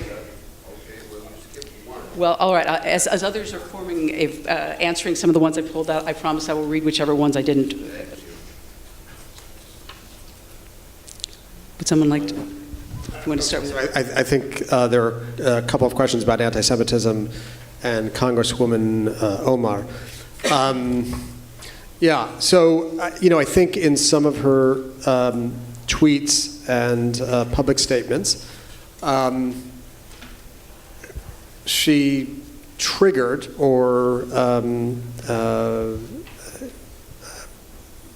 touched upon motifs that have deep roots in the literature of anti-Semitism. And in saying that, my own sense is that she did so really unwittingly. That's my own intuition. And that what I would like to have the opportunity to do is to give her a brief history of anti-Semitism as part of just sort of her general exposure to the wider world out there and the political minefields that exist. From what I know, she's someone who's certainly sensitive to the plights of minority groups and could imagine that she understands the importance of grasping that history of anti-Semitism even better. So the motifs were an association between Jews and money and kind of intuition or gesturing towards a Jewish quest for domination, exerting excessive influence beyond one's numbers. And this may seem somewhat innocuous to some people, but if one understands the literature of anti-Semitism, and particularly the most widely disseminated piece of anti-Semitic literature ever produced, the Protocols of the Elders of Zion, one sees how deeply rooted those motifs are and how they have been picked up and promoted and broadcast, especially on the alt-right side of the spectrum. So I see that episode as a kind of very unfortunate convergence of factors, and see it really as a teachable moment, and would like to think that, well, she could have, I think, been more effective in making her point by speaking of the importance of the Palestinian quest for justice, than making reference to the kinds of influence that some have over American foreign policy. In any event, I think she could have done that more gracefully, more accurately, and I assume she has learned from this experience. If you would, let me just read the other questions that I was given, at least, so people will have a chance to hear them. One is, since the governments failed to make peace, would you be in favor of a mutual Israeli-Palestinian grassroots effort to make peace independently of the governments? Another is, anti-Semitism and the Holocaust have nothing to do with Palestinians. Why are they paying the price? And the other one is, if your vision allows for access or mobility to the other state, why not advocate for one state? If that is to protect the characteristic of the Jewish state, does that not inherently subjugate Palestinians to second-class citizenry? And how will the PA, highly unpopular, determine which refugees can return home? So those are the questions that I was given. So I know Rabbi would like to respond, and then Professor Makdisi would also like to respond. There are actually more questions. Right. Well, we're trying to get as many people to ask questions as possible, Joseph. all right, so we only have 5 minutes left.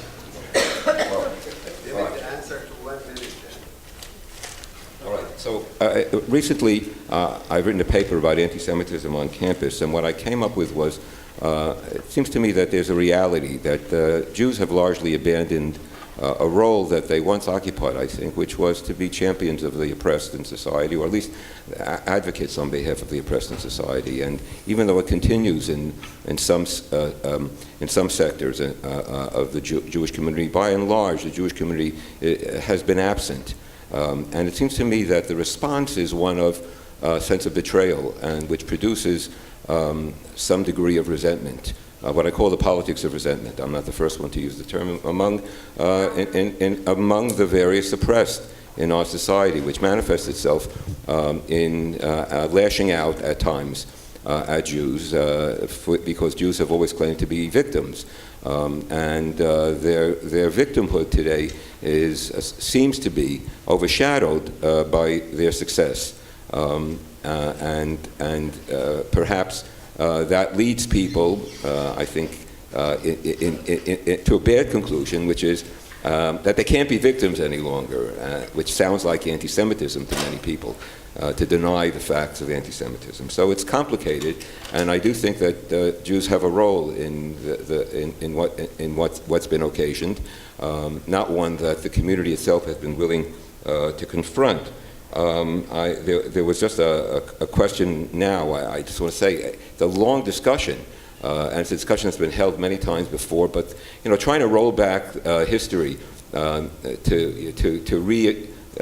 re-argue whether Israel should be established, it doesn't seem to be that that's a helpful route to take. Number one, number two, because people feel threatened by that very discussion, and all it does is elicit a stiff back and no response, and then more suffering for everybody. But I think it is legitimate to raise the question about whether a Jewish state can also be democratic, and that's the issue, not whether Palestinians are going to be second-class citizens because it's a Jewish state. If it's democratic, then they won't be second-class citizens. So the question really is, can a Jewish state be a democratic state? And there are, for almost the whole history of the State of Israel, it was pretty well accepted that this is the goal of the State of Israel, maybe, and which was not achieved fully, but that was the goal, and that even among the religious leaders in the State of Israel, there was a recognition that Judaism itself has to be adapted to contemporary democracy if it's going to function in a modern nation state. That's the overarching concern. We've rolled that back recently, and it requires criticism. And if Israel can't live up to that, then I think it's due a serious challenge, not only from those who advocate on behalf of the Palestinians, but from the Jewish community as well. Now, in terms of the last thing I want to say, I just one comment. In terms of an asymmetry of power, I think this is a very good moment. David alluded to it, which is there is an asymmetry of power. Although Jews have been victimized by anti-Semitism these days, we're less likely to face harsh consequences. Pittsburgh aside, we're doing well. It seems to me in that atmosphere, in that environment, there's an opportunity to break through some of what's come to pass in the last generation and to return to the possibility that we can actually work together, struggling for justice on all sides, including Israel, rather than boycott one another, which seems to be the operative mode today. Okay, thank you. Professor Makdisi and then Ms. Khalili. Just, I know, quickly, because we're almost out of time, I want to come back to something that Chaim said in passing, which is this question of can a state have an ethnic character and be a democratic state simultaneously? It seems to me, again, I'm a secular person, but it seems to me nevertheless to be manifestly obvious that a state can't be both have an ethnic identity and say, well, we treat everybody equally. It's got to be one or the other. I personally wouldn't want to live in an Islamic state or a Christian state or a Jewish state or a Zoroastrian state or whatever. I think we should live in states that treat all of us equally.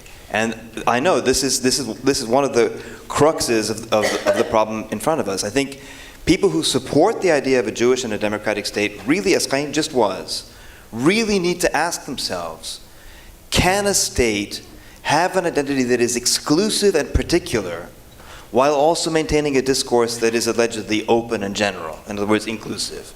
Can a state be inclusive and exclusive at the same time? You have to ask yourselves that question. For me, the answer is no. It's just not possible for a state to simultaneously be inclusive and exclusive. It's got to be one or the other. I personally am much more interested in an inclusive state that welcomes everybody and treats everybody equally, not in a state that whether it's religious or ethnic or what you name, whatever it is you want to have, that says, no, we are an exclusive state. It's just for this group, not for that group. Whatever the brand of exclusion is, I'm not interested in it. I'm interested in inclusion and in sharing and in cooperation and in living together. And that's my philosophy. So there we go. So we're out of time, but I want to give you the opportunity to respond, Ms. Khalili, if you'd like to. No? All right. Well, I want to thank our panelists. I want to thank the audience for their questions and for your forbearance. We couldn't get to all the questions. But there'll be opportunities during the coffee breaks and so on. Perhaps you can approach the panelists at that point. So thank you. I'm Diane Winston. I'm practicing speaking like David Barbaro. And I'm a journalist and I'm a scholar. And I was a board member of BRERA. And for those of you who know American Jewish history, that signifies that I've been engaged with these issues for a very long time. I want to introduce you to my panelists, and they are Akbar Shahid Ahmed, who covers U.S. foreign policy for HuffPost. Based in Washington, he has also reported from across the Muslim-majority world. A native of Karachi, Pakistan, Akbar started reporting at 14 and hasn't stopped since. Peter Beinart is a professor of journalism and political science at the City University of New York. He also contributes to The Atlantic, The Forward, and CNN, among other places.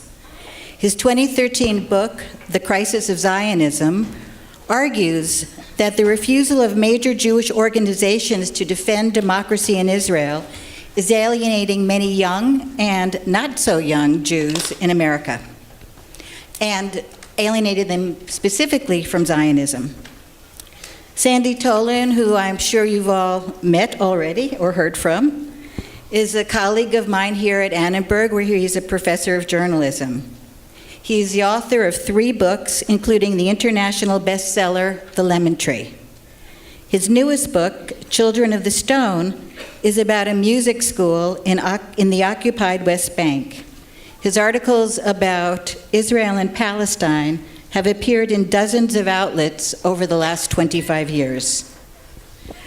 For you non-journalists, I want to say that not all journalism is the same. There is reported coverage and there are opinion pieces. Most of the time, Akbar reports, Peter opines, and Sandy does a little of each. That makes a very big difference in how they write their stories. So, here's what we're going to do. I'm going to ask the panelists a few questions, and then I'm going to ask them if they want to talk among themselves about some of the things we've raised or some of the things we haven't raised. And then we'll turn to you, the audience, for written questions. My hope is we'll have a little bit more time for questions on this panel, but this is such an involved topic, one never knows what's going to happen. So, do you think the coverage of Israel-Palestine in the American Jewish community is changing? Specifically, Peter and Akbar. Both of you wrote about Representative Omar and about AIPAC. Tell us about those stories and whether you think they could have been written or would have been written differently 5, 10, 15, 20 years ago. Sandy, as you mentioned, Nathan Thralls had a New York Times magazine piece on BDS last weekend. What did you make of that? Not only as a piece of reporting, but as an argument in the paper of record. So, would you like to start, Akbar? Sure. So thanks so much for having me, and thank you everyone for being here to talk about this. As Diane mentioned, journalists have a very particular role. We're not historians, we're not government officials, we are not here to tell you what a solution should be.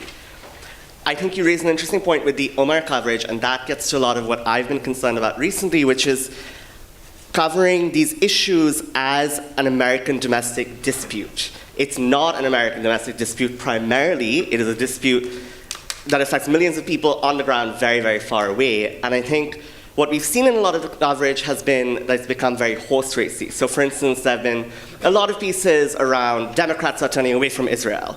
And 2020, what will they do about Israel? Those issues are being raised not in the context of kind of a factual reality, which is that President Obama signed the biggest military aid package to Israel ever, that every Democratic leader did appear at the AIPAC conference. We're sort of dealing with a political narrative, particularly pushed by the GOP and by President Trump, that is Democrats and anti-Semitic turning away from this issue. And I don't think that we're having the right conversation yet about what's going on the ground and where Americans really are on changing policies. So for instance, you see a lot of polls that are written about, talking about Democrats changing views of Israel. Here at Quinnipiac University, noted pollster had one 2 weeks ago talking. Wait. I asked you about the stories you wrote about Representative Omar and about AIPAC, and whether those stories would have been different 5, 10, or 15 years ago. I appreciate what you're saying, but you didn't answer the question. So I think the stories about Congresswoman Omar, for instance, right? There are now 2 congresswomen, Representative Omar and Rashida Tlaib of Michigan, who support the BDS movement. I think the way Congresswoman Omar was covered was fitting in this narrative of this is a Republican-Democrat issue and Democrats are changing and evolving. And one of the things Congresswoman Omar talked about in one of the instances that got her into trouble was that we don't talk about the fundamental underlying issues. So this became, is Ilhan Omar taking over the party? Ilhan Omar is very clearly not taking over the party. She is one of 40 freshman congresspeople.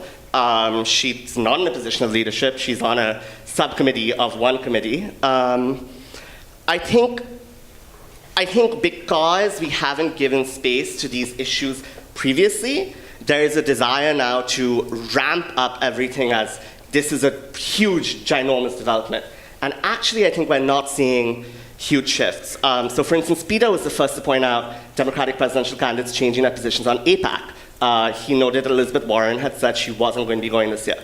After that, other candidates came out and said, you got Bernie Sanders, you got Kamala Harris, you got Buttigieg, all sorts of them. All of that said, the only one of those, and Peter, maybe you can talk a little about what Elizabeth Warren's team told you, the only one of those campaigns to give a reason for why they were not going to AIPAC was Bernie Sanders. The rest of them, I asked them repeatedly and said, what is this about? They wouldn't comment. So they don't want to talk about it, right? This isn't yet an issue where Democratic leaders and candidates want to say, actually want to take a position on AIPAC not being a great donor, AIPAC being the groups that didn't want candidates to attend AIPAC was saying AIPAC was against the Iran deal, promotes Islamophobic myths. That was their claim. Democrats aren't yet endorsing that. So, Peter, do you think the coverage around these issues are changing, and is Elizabeth Warren your best friend? No, I've actually never met her, so it would make it hard for me to be her best friend.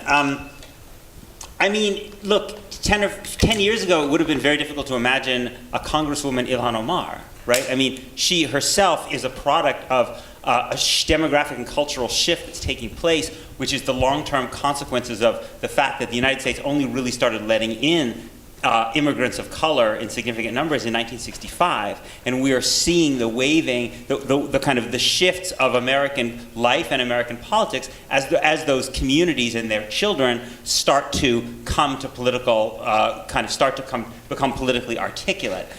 So in that way, it would have become. I mean, we now.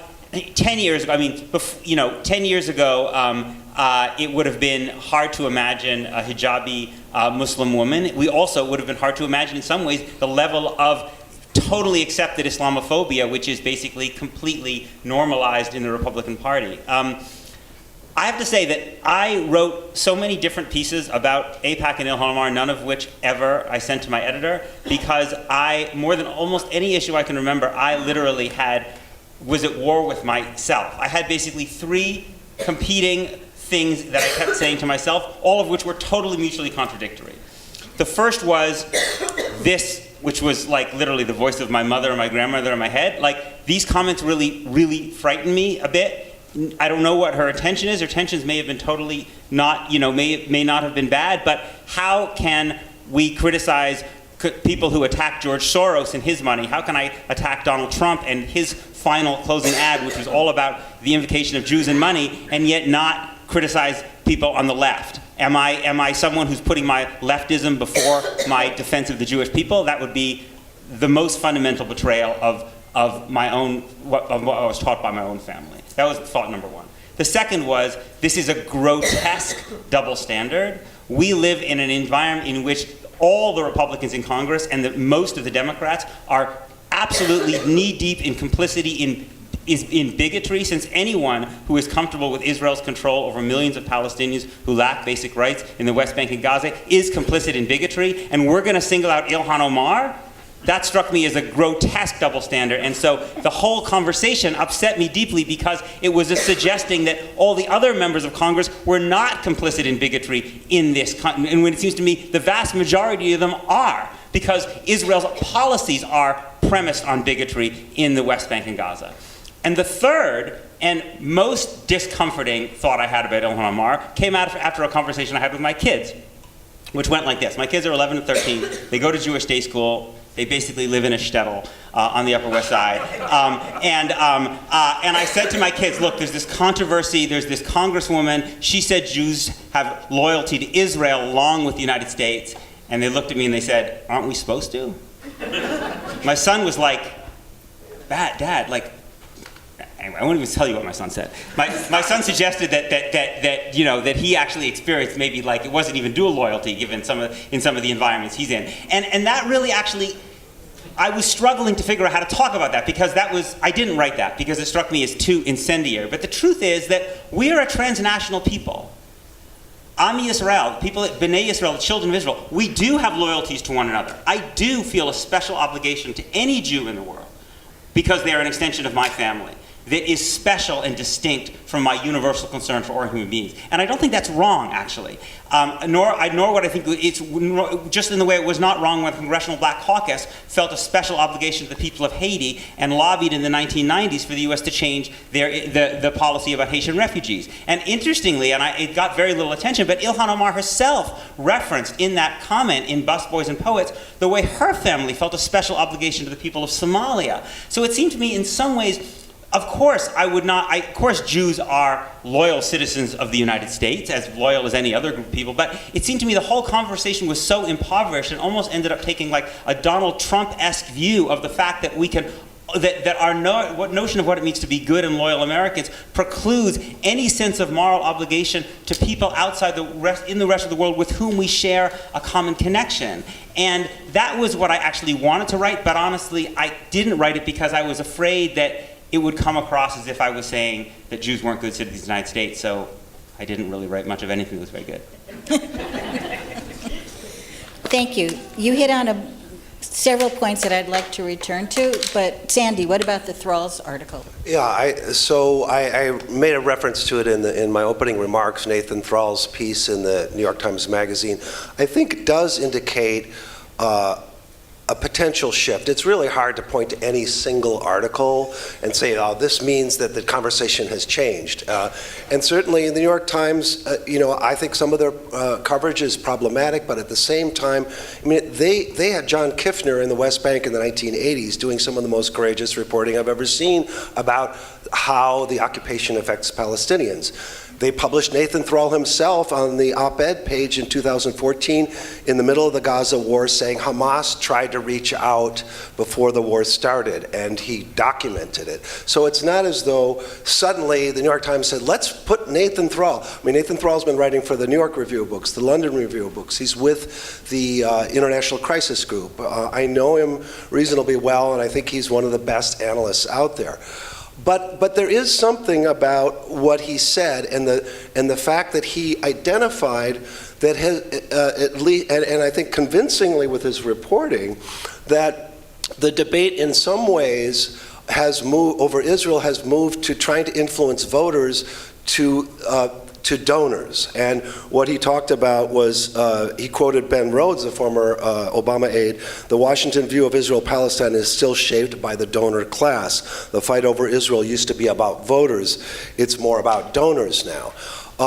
And I think we can also think about Representative Omar's comments to some extent in that context. And Peter, in your eloquent remarks, point number two was the double standard. And I wanted to just quickly reference, some of you probably know who M.J. Rosenberg is. He was a staffer for AIPAC. He's certainly not now.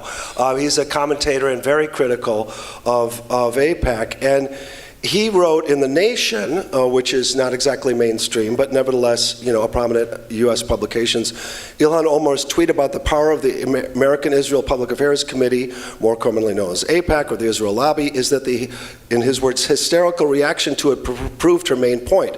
The power of AIPAC over members of Congress is literally awesome, though not in a good way. Has anyone ever seen so many members of Congress of both parties running to the microphones and sending out press releases to denounce one first-termer for criticizing the power of a lobby? Somehow I don't think, he says, the reaction would have been the same if she had tweeted that Congress still supports the ethanol subsidy because the American Farm Bureau and other components of the corn ethanol lobby spend millions to keep this agribusiness bonanza going, which they do, or that if she had opposed the ethanol subsidy, she would have been accused of hating farmers. So this is the point that Rosenberg makes, and what I think is a strong piece. Now this piece is, I wouldn't call The Nation a fringe publication, but it's also not a mainstream publication. And I don't think you can recognize without a formal study like taken right now, which I'm not aware of how privileged the narrative is shifting from this. I mean, what I do think, and we can maybe get into this later, is there's still a lot missing in the coverage that could be improved. I mean, I was on in a class the other night with Professor Robert Scheer, and Nick Goldberg, the editor of the editorial page of the LA Times, came, and he was acknowledging that the mainstream press needs to do better in this issue, and maybe we could get into that later, or I could dive in now, whichever you prefer. I was going to get into it later. Okay. My second question was, and it follows from this, is what you write about changing, and what kind of reader response are you getting, and has reader response been changing? And I was hoping you would reflect upon this, also coming from your unique backgrounds, which is to say you're a cultural Muslim, you grew up Christian, you obviously, have Judaism as an important part of your life. And so I think that makes you more sensitive, perhaps, to some parts of the story than others. And is that part of your coverage? Is your readership coming, do Muslim readers look at you and expect you to do something that you're not doing or you are doing? I think that's a really interesting question. I think Muslim readers look to Muslim politicians, writers, activists of all kinds, right? Like Ilhan Omar and other politicians too, sort of expecting a lot of writing and concern around this issue.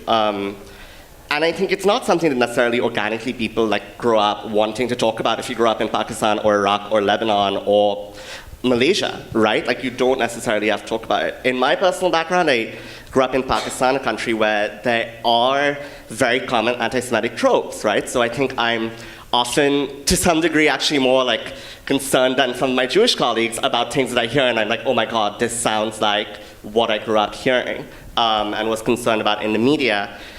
I think reader response is colored by that, and we've seen that since the 2016 election. I would really identify was a time when reader response to me shifted. I did not find that when I was reporting on the Obama administration, I was as frequently getting reader responses that talked about my personal identity or my name Ahmed, or saying, go back to your country. On Israel-Palestine, I think the emotions of the issue are so clear in the fact that people will write to you with their full names and their addresses, which is very different from Trump supporters who would write to you from MAGA 8000, at AOL.net. And people really say, I believe this and I care about it. And I think that that's enriching. It shows that people want to see good reporting on this. But I'd again take that back to, we're reporting on it as an American horse race and a political horse race, and I hope we can do better than that. You've been reporting or writing, Peter, for the last 10 years or more about the inadequacy of the American Jewish community, the organized community, to take on these issues. But has that changed, and has the response to you changed over the last 10 or 12 years? Yeah, I think things have changed. A lot of the broader currents that have changed American politics because of generational change are also changing the American Jewish community, which is to say, when we are in an era of kind of millennial-led political activism on a whole range of fronts, that in a way that we have not seen since the era of Brera, right? It was not a coincidence that Brera came out, as I understand it, of partly people who had been involved in the civil rights and anti-war Vietnam movements, and then there became a Jewish kind of wing of that. And I think we are similarly seeing, my generation, to our discredit, did not produce that. I grew up in the 1980s and 1990s, but millennials are producing, from Black Lives Matter to immigrant rights dreamers to the climate change movement to a whole series of things. We are basically, and so that is pushing the conversation left, and it's happening inside the Democratic Party too. So when I started writing about this 10 years ago, I often found myself being the kind of most left-wing voice in the conversation, at least in the conversations that I was part of. And now, virtually, I don't feel that way. Now I feel like often the debates I'm having with people to my left, or the criticism I'm getting, can be as vigorous as people to my right. But the conversations are very different. And and this conference is an illustration of it, which is that the left argues and participates in a very different way than the American Jewish establishment and the American Jewish right? And I think that the right is generally, I would say, more unwilling to be involved in a public debate in which you have people of all different points of view. It tends to often prefer to operate and use its influence in other ways. And in some ways, it feels like partly may feel like it doesn't need to be involved in public debate because it has other avenues of influence. And also, I think, frankly, that a lot of, if you want to try to understand why the American Jewish establishment organizations didn't come to here, if I had to guess, I haven't done reporting on it, my guess would be the single biggest answer is they actually know that they don't have good answers to what the Palestinians and their advocates in the room are going to say. And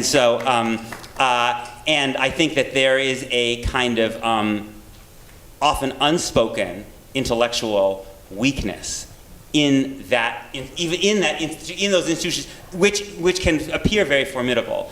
And I'll just end that there's when I started writing, I was thinking largely about the generational difference between people of my age and kind of people and older people. But I've become more and more aware that there is at least as profound a generational difference inside the American Jewish community between people of my generation and millennials. You don't only see it, and the fundamental shift is about the question of whether it is legitimate in any way to privilege Jews over non-Jews in any context. So there are many people, including myself, who consider themselves very progressive and very critical of Israel, who still have some willingness to accept the idea of some privileging of Jews over non-Jews because we see Jews as through the metaphor of family. And that doesn't only affect Israel, it also affects the debate about something like intermarriage. And yet you find, I think, outside the Orthodox community, which is its own whole separate thing, you find, I think, among young millennial Jews, a much, much less willingness to accept any privileging, which is not to say that their Jewish identity doesn't matter to them. It maybe matters to them a great deal, but they think of Jewish ethics as a universalist thing, not in terms of the Jewish people in a way that could mean in any context there's an us versus them. Sandy, you've been covering these issues longer than your colleagues on the panel. And I'm wondering if there's... Because I'm older. I didn't want to say that. I'm wondering if there's a difference in the way you approach reporting now. And is there a difference in what kind of feedback you're getting from Jews, Palestinians, Israelis? Well, I not fundamentally. I mean, I did want to return to the question for a minute about religion. I mean, I grew up Catholic, but I consider myself secular. And, I actually think that, obviously, religion in this conflict is hugely important, but I don't think it's fundamentally about religion. I think it's fundamentally about land and disputes over land. And so what I've tried to do, I mean, I mentioned John Kiffner. To me, he was a journalistic hero early on, because he got on there and he didn't actually think about what the context was. He just tried to tell the story. And I think, for me, getting on the ground and telling the story is more of a reflection for me of my own tradition long before I ever went to Israel, Palestine. I started my career in Navajo country looking at indigenous rights, land conflicts over natural resources, water, coal. I went down to the US-Mexico border and looked at migration, and then I went down to Central America and looked at oil in Ecuador and the development of shrimp farms in Honduras and how that displaced indigenous and artisanal fishermen. So to me, the lens that's most useful is to actually try to tell the story of what's going on the ground and being an honest witness. So in that sense, I wouldn't say that my own reporting has fundamentally changed, although as you point out, I do opine from time to time, and I have strong views, but I like to think, and I believe, that those views are based on what I've seen with my own eyes. And, for example, and I'll probably mention this later, but, when I first started going to Israel, Palestine, it was at the very beginning of the Oslo process. There were about 100,000 settlers in the West Bank, not including, it's a sort of an artificial distinction, but the West Bank, apart from East Jerusalem, there were 100,000 settlers. During the entire peace process, so-called peace process, that number quadrupled. And what I saw was an increasing difficulty in actually going for, I used to play a game, could you go for 1 minute without seeing evidence of the occupation, whether it's a settlement, a military base, young men getting frisked by the side of the road, a so-called flying checkpoint or a standard checkpoint. And a few years ago, I just stopped doing that because I couldn't go for a minute without seeing evidence of the occupation. So to me, that's still the fundamental thing that I try to do when I go is just try to tell a story as much as possible of ordinary people on the ground. And I do write opinion and analysis pieces more than I did when I started. Could I just return to one of Peter's points? Because I think it's something that, not to comment on the groups that you invite here that weren't able to come, but to comment on the challenges the political right has in talking about this, because I think that affects a lot of our media coverage. Because it's such a sliding scale and people see that so much more of anti-Semitism seeping into Islamophobia, seeping into deep hatred of women, into incel culture, into anti-LGBT culture, there's a fear, right? There's this desire of we cannot engage in these debates in the Republican Party, and conservative commentators aren't doing that. I think that affects our media coverage in a big way because we want to appear neutral and balanced, right? So we want to say Republicans have as much of a problem with this as Democrats. And I think as folks like Mehdi Hassan and Jonathan Friedland just published an excellent piece, I'd highly recommend people read it, talking about how anti-Semitism and Islamophobia face the same challenge, face white nationalists who are rising. As that awareness comes out, media isn't equipped to deal with an idea of anti-Semitism being separate from anti-Israel, and how are the parties, how are political actors in the United States dealing with that? We're not there yet. There's so much there that I think is so important. I mean, the part of the problem is we don't have a common definition of anti-Semitism. And there's also very, very little consciousness in the mainstream press that people could be pro-Israel and also anti-Semitic, even though the evidence of that, both contemporary and historical terms, is all around us. But so what you continually find is that, this always happens. A Republican seems to be involved in some anti-Semitic trope, and they'll say, but I just bought $10,000 worth of Israel bonds. It's like, okay, good for you, but Arthur Balfour, I mean, it's amazing. You literally find Jewish kids who are named after Arthur Balfour, who wrote the Balfour Declaration, right? He was a clear anti-Semite, right? I mean, big part of the reason he loved, and it's not logically inconsistent, right? Why was the Polish government in the 1930s so pro-Zionist that they actually trained Zionist militias on Polish military bases? Because they wanted the Jews in Poland to go somewhere else. And if Jews had a country in Israel, Palestine, then they might not be in Poland. Like, it's not actually, and what we find, I mean, even in this sick guy in New Zealand, you notice there was one line about Jews in his manifesto. The line about Jews is, I like Jews if they live in their country, right? So what we have is a kind of what I think is not particularly understood is the left and the right have very different discourses about Jews because they have such different discourses about nationalism. The right loves nationalism, it loves ethnic nationalism, so it loves Israel because Israel represents a particular form of ethnic nationalism. Right? It doesn't necessarily love diaspora Jews that much because they often seem contrary to ethnic nationalism because their cosmopolitanism is diluting the ethnic nationalism of the countries in which they live. The left tends to be much more sympathetic to Jewish kind of diaspora identity because it's contrary to ethnic nationalism and much, much more critical of Zionism. And I think that's not often well articulated in the media. Just to pick up on something Peter just mentioned, I think that in terms of coverage, there's been shockingly little, I wouldn't say none, but I don't think there's a general awareness of how fundamental the Christian right was in moving the U.S. Embassy to Jerusalem. I call them the Armageddon lobby, and I don't say it really as a joke because, I mean, the belief is that if Israel is in control of all of the Holy Land, then this sets the stage for Jesus to return and mete out justice, including to Jews who don't convert. So talk about anti-Semitism, right?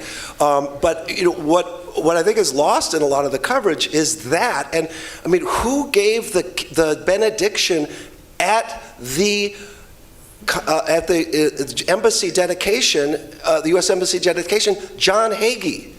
John Hagee, I mean, has made many anti-Semitic comments in his life. John McCain had to disavow his support in the 2008 election, and it was John Hagee and the people who supported this because they think Jesus is coming back. I mean, our foreign policy is being largely driven by people who believe in Armageddon. And I think we all should know that more. Yeah, I just pulled a Washington Post article about Mike Pompeo, and his beliefs about Armageddon and foreign policy. So yes, there is somewhat of that, but not enough, because I think the Christian lobby is as strong as the Jewish lobby on Israel.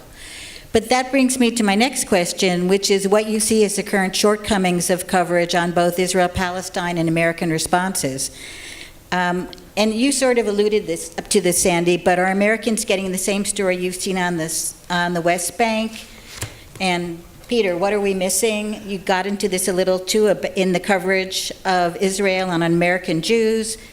And Akbar, how do you think Muslim Americans experience this rising amount of coverage, like on Representative Omar? Is it pressuring people to come out one way or the other? And are we covering that sufficiently? Would you like to start, Sandy? Sure.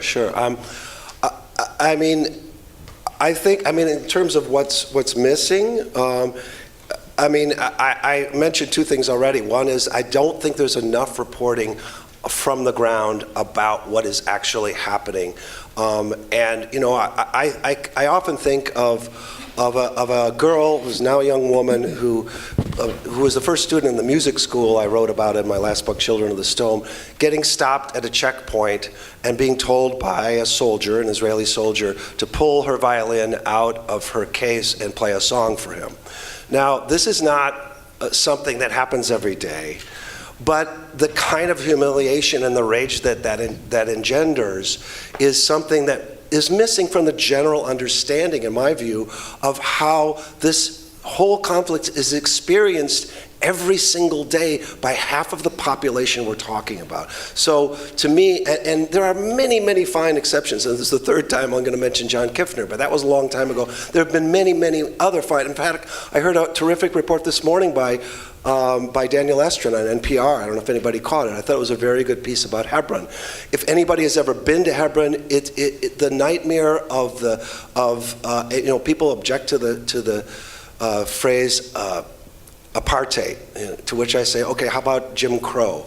Because if you go there and you see how people are treated and the separation, it's really not that hard to understand why people use that language.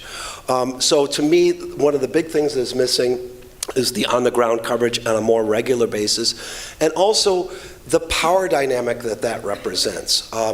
There's a lot of talk, and I thought there was some really eloquent proposals and discussions and across different viewpoints in the last panel, but there is also a sense often, and I'm not saying anybody on the last panel was doing this, but there's a sort of sense that if we can all just get along, can we just hold hands and talk and sing Kumbaya? And the thing is that doesn't often represent a recognition of the balance of power. And I think that there is not a sort of fundamental understanding of the drastic difference in the power dynamics, and that could be included, I think, in a lot more of the reporting. Would you like to go next? Sure. I can't help but when I was hearing about the conversation about the Armageddon lobby, it reminded me of a conversation I had with a good friend of mine who used to do Jewish pro-Israel outreach for the Bush-Cheney campaign, and Orthodox Jewish guy, and he used to do a lot of work with Christian right groups. And I said to him once, doesn't it bother you, that some of this is influenced by the sense that maybe they have that there'll be this huge cataclysmic war and all the Jews will go back to Israel and then they'll all die? And he said, Peter, it's only a problem if they're right. So, I guess it's, different people have different perspectives on it. But I think, I totally agree with what Sandy said about the coverage of things on the ground. I think that there are a couple other points I would make, picking up on Saree Makdisi's focus on kind of language.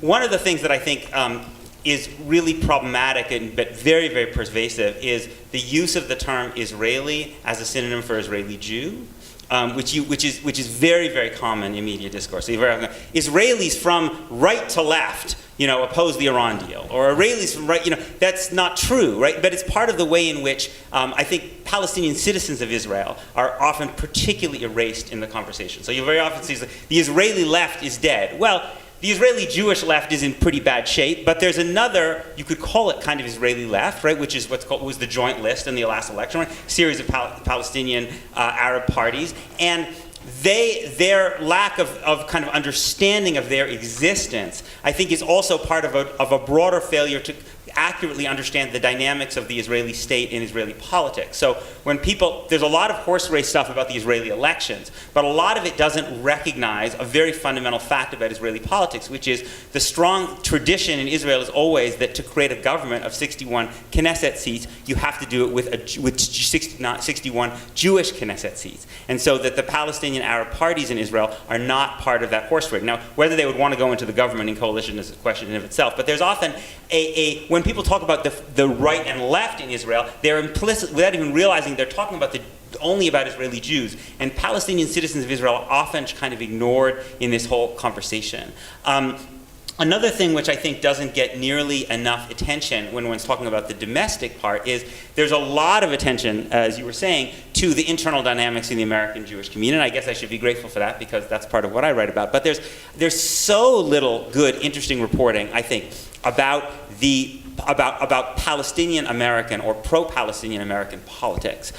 There was I thought, really interesting piece that Ben Smith did a couple of years ago about a kind of intellectual history piece about the relationship with Ali Abu Nima and Hussein Ibish, two people who had started in the same place and moved into. And that was a piece that I read, and I thought, why don't we read more pieces of that like that? There are so many interesting things going on here, but they're so often not part of the mainstream political conversation in terms of understanding what pro-Palestinian political activism is actually looking like, how it's intersecting with African American politics, how Black Lives Matter got into it. That I feel generally gets much less coverage. And I mean, one other part I think about Israel, which I think is not discussed enough, in addition to the things that Sandy said, is that I think because, again, people tend to often see Israel through the lens of the American Jewish experience, which is an overwhelmingly Ashkenazi experience, I think there's not generally a good understanding and coverage of how much of the Israeli political discourse and sensibility is shaped by the fact that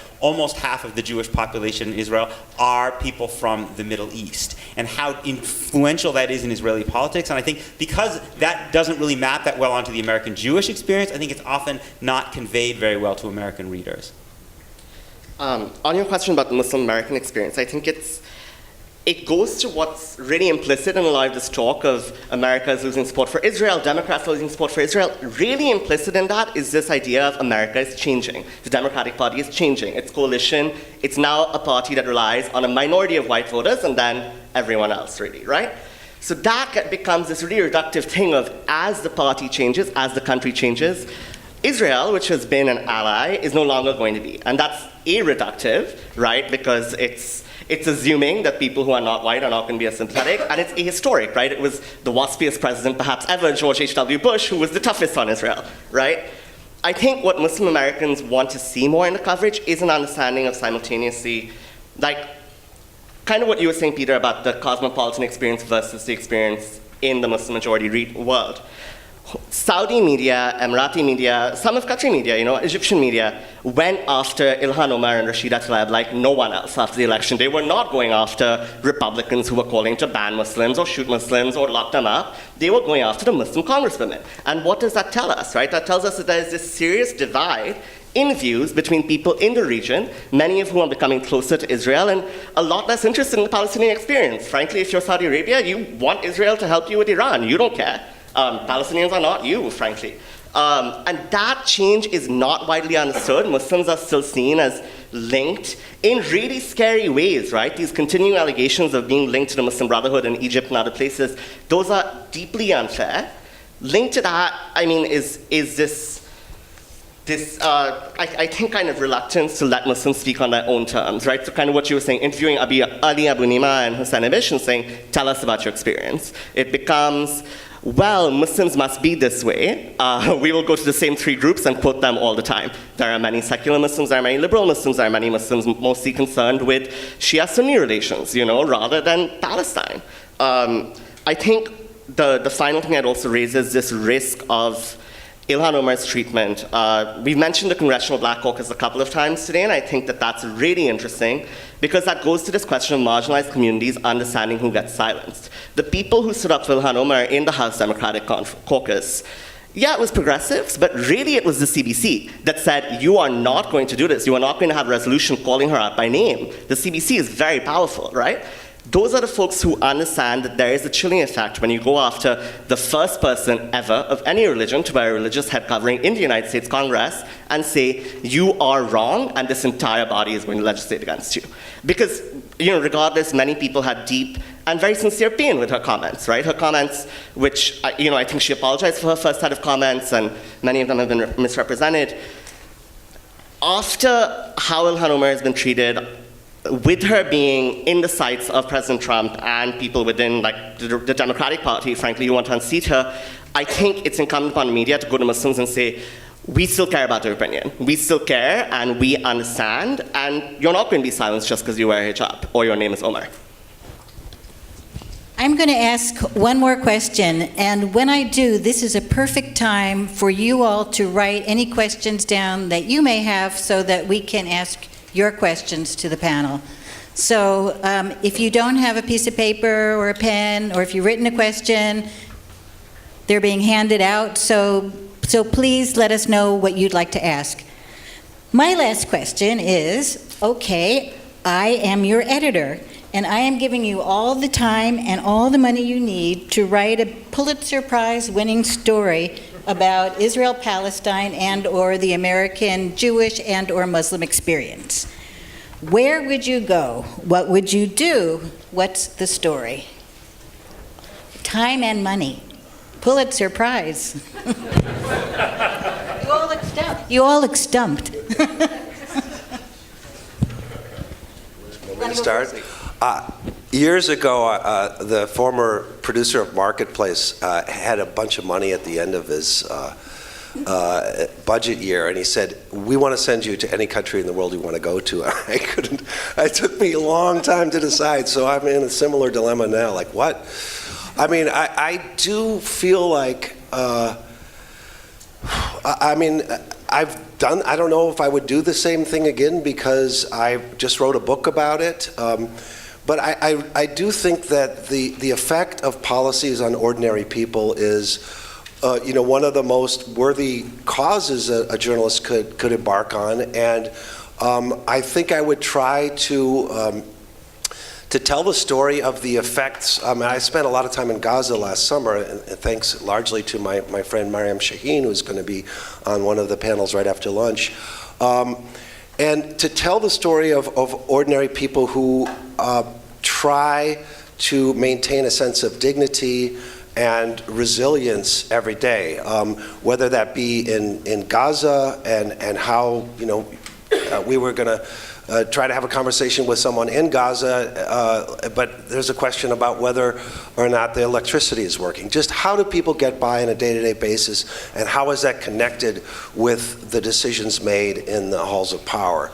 I mean, another thing I would want to work on, but I think Nathan Thrall's already done it so well, which is how things are changing with the influence of donors in the Democratic Party as well as the Republican Party, and how that affects our debate. But I think that story's been well told, and so I probably would go back to the ground. This is my very youthful naivete showing. I mean, the story I want to write is like a great peace process and everyone's happy and has human rights forever. That's not going to happen, or maybe it will, knock on wood. Something I was fascinated by yesterday, because I was really racking my brain trying to figure out what to say to this. A poll came out that showed that young Israelis are super pro-Netanyahu and older Israelis are not. And I looked at that and I was like, we've been looking at these generational divides. Brexit, right? Like young people voted for the European Union, for, sort of diversity, all that. Older people didn't. I would love to understand, if you're young Israelis, why you feel that is your direction, and if you're young Palestinians, what you do with leadership that, Hamas and the PA are both arresting journalists, arresting commentators, and have not sort of delivered or served anything for you in a very long time. So what kind of hope do you have? And one meets young Palestinians who leave the West Bank, leave Gaza, but they're leaving, right, for a reason. It's really hard to leave. Do they have any agency to shape their own futures where they are? Because it seems that young Israelis, for now, are still deferring to a really hard line, which we've seen already, it's not new. So that's what I don't have a great answer. I would say that one of the things that does really fascinate me is the identity and experience of young Palestinian activists in the United States. I think that part of what fascinates me about it, just based on people that I've gotten to know a little bit, is the way it looks through the lens of the Jewish experience. Because I remember once there's someone I know who's very involved in Palestinian political activism, and I knew him for a while, and then I met his I met his parents, and like once I met his parents, like my vision of him just completely changed, because I felt like I saw his activism as a response to his parents' trauma, and I saw an effort to tell a story that redeemed his parents' suffering, and an effort to win a victory where his parents had lost. And when I saw that, that just struck me as something I've seen so many times with younger Jews, especially in the family of Holocaust survivors. Oftentimes, the very people who are battling against him, the very people who often might be doing some of the things that are making it hard for those Palestinian activists to operate, are Jews who are trying to find a way of making meaning of their own parents' trauma as a result of the Holocaust, and funneling that into pro-Israel activism. And I somehow would love, I don't think I'm quite have the narrative talent to do this, but I think somebody could write a really good piece which looked at some individual people on the opposite sides of these fights and show actually that in some ways they are acting out of not the same family stories, but some of the same kind of family dynamics, which is basically fundamentally an effort to respond and honor their parents' suffering. And I feel like that's something that I feel like, if not me, somebody could write about well. Thank you for the pitch. I'll be sending it to my editor shortly after this. That's a really good idea. I think those all sounded like good stories. If I had all the money in the world, I would fund you all to do them. So thank you. We could pass the hat after. Okay, so can we have some questions? Yes. I would just take the mic for a second? Yes. There are lots of questions this time, far more than we could handle. What I've tried to do is pull out the ones that most closely fit the topic of this panel, which is specifically about media coverage and journalism. So if you can get through all of these, we can have the other ones, but these are the ones that really do that. Okay, for each of you, do you feel you are restricted in your content because of fear of losing your job by your employer?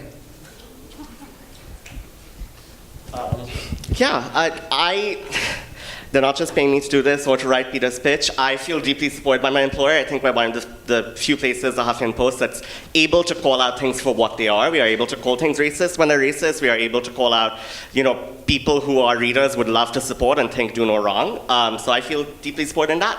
That said, this is something, to go back to the question about personal experience, this idea of Jewish control of the media is so pervasive and so pernicious, and I wish it was something journalists could come out and talk about a bit more, because for some reason I think people continue to cling to this myth, and it's not there. People criticize Israel in this country all the time. They face severe consequences sometimes, often, but I think we need to really adjust how simplistic that sometimes can be, that there's real restrictions on media in this space. A quick yes or no would be no, and part of it is because I have the privilege of being a tenured full professor at a university that has completely supported me, and colleagues that have completely supported me, including our director of our journalism school and our dean, and so that, in that sense, I feel protected to speak. That said, there is a question of, I think there's a difference actually only in label between censorship and self-censorship. And who you're writing for sometimes determines what you think will fly with a certain, if I'm writing for Truth Dig or The Nation or something called Tom Dispatch, which goes to all these different, I feel a little more free. But if I'm trying to do a piece for the LA Times or op-ed page or the New York Times op-ed page, I will try to figure out what arguments are going to speak to the gatekeepers there. Now, that doesn't mean that I'm going to change fundamentally. I'm not going to have one opinion here and another opinion there, but the way it is framed, I will try to be intelligent about who's going to, how it'll be accepted. So I'm constantly thinking about what's going to work, but I'm great, and I've also had an independent production company and haven't actually been a staffer on any news organization, so I've never had to face that question. But I do want to say that I've felt a lot of support here at the university. I'm also lucky to be a tenured professor, and I think the thing that I worry about the most is not, losing my job. It's more losing access to audiences that I want to be connected to and I want to be engaged in, which is to say, being shut off from parts of my own community. Like, I got one of the most. Nothing gives me more pleasure than speaking at Orthodox Jewish schools, because the kids almost all vehemently disagree with me, but they care so passionately about the subject that literally at one school in New Jersey that has the same name as the son-in-law of the President of the United States, where I spoke a few years ago, the students actually would not let me get into my car because they were so hungry for the debate. And I know that if I were to cross over a certain line, the slim chance that I have of getting in front of those kids, which is so important to me, because I feel like I care about them. There's a lot about them that I really love and admire, and I also feel like they've been completely shut out of sources of information they really need to get, would be lost to me. As it is, there was a school that asked me recently and said, we will think about inviting you to speak at our school after admissions season. So I know how precarious it already is. So for me, I think that's often the thing that because I genuinely worry that I could end up in a situation where I'm only speaking to people who already agree with me in the Jewish world, and I feel like then that would be a real loss. Could you speak to the role of social media and citizen journalism on this issue? Well, it's not terribly new. I mean, what you've seen in the West Bank is you've had a number of also Israeli organizations on the left that have become eyewitnesses and handed out cameras, and so you're seeing people chronicling their own stories, and that's, again, not a new thing. It's been going on for a decade or more. I think social media on Twitter, I mean, there are a lot of pro-Palestinian activists who have immense followings on Twitter, and people like Glenn Greenwald as well, who I believe has over 1 million followers. So that issue is now, and I think maybe Nathan Thrall mentioned this in passing in his piece what we've been talking about, that has had a tremendous influence on the debate, because it is no longer just the New York Times, the LA Times, NBC News, CBS News, et cetera, that is dictating the parameters of the debate. It is social media people who have hundreds of thousands of followers and have very strong views on this. So in that sense, I think it really is changing, and it's part of the theme that we're talking about is a changing discourse. I don't need to. Okay. What do you think about U.S. press coverage on Gaza, given that we have just passed Land Day?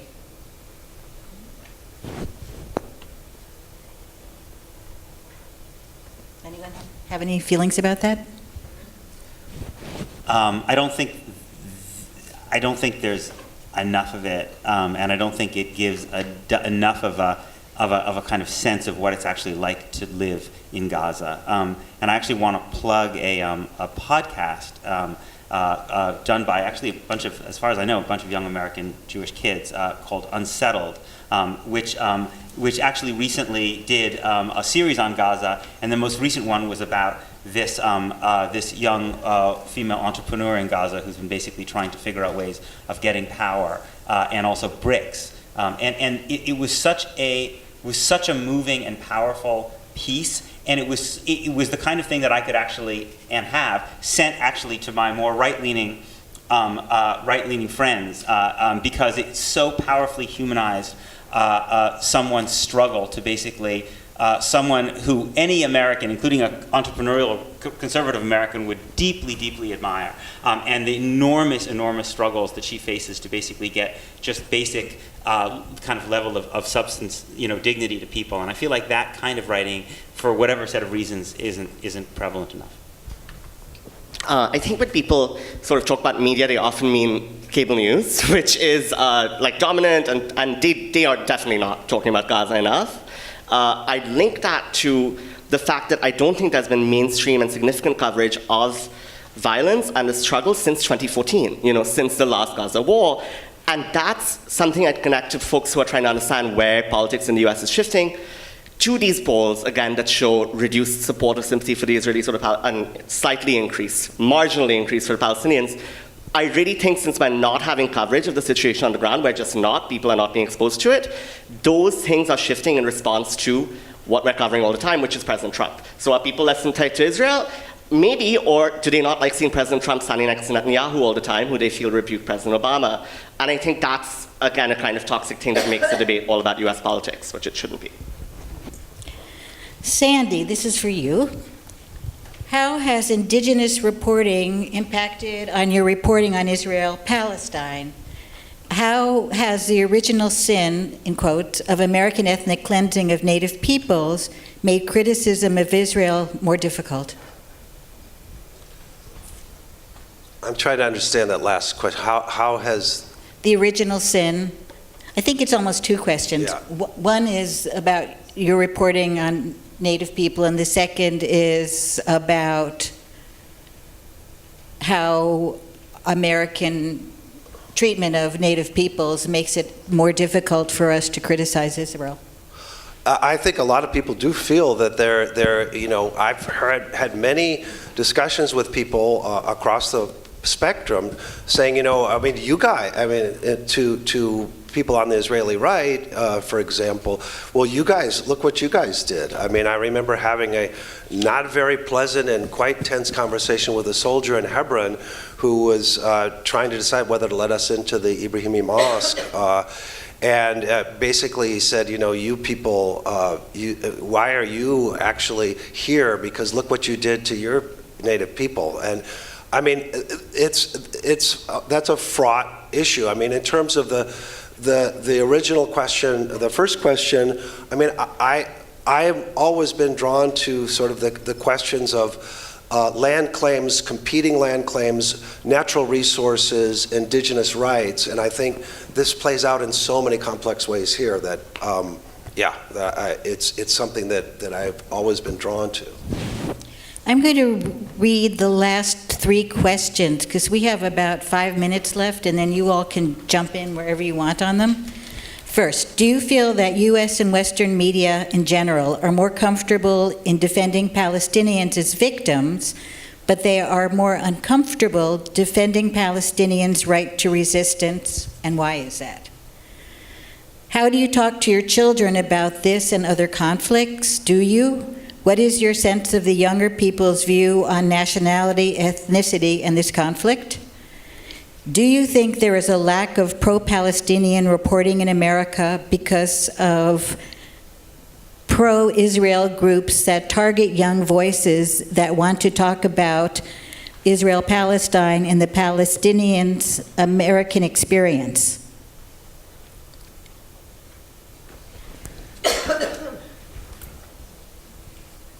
I'll start with the first because I do a lot of sort of war and terror reporting and things around that. I think it's very difficult because of especially the post 9/11 fixation on armed groups that claim the name of Islam. I think it becomes very, very difficult for people to write about Palestinian military resistance and armed groups in a way that doesn't just push them towards feeling like, well, am I defending some version of Al-Qaeda? And that's a link and that's a narrative that is promoted, of course, by folks who are more hawkish on Israel and more like resistant to Palestinian resistance of any way, shape, or form. But I don't think right now journalists, media broadly, would feel comfortable writing about Palestinian armed resistance in a way that I think maybe try to understand it a little better.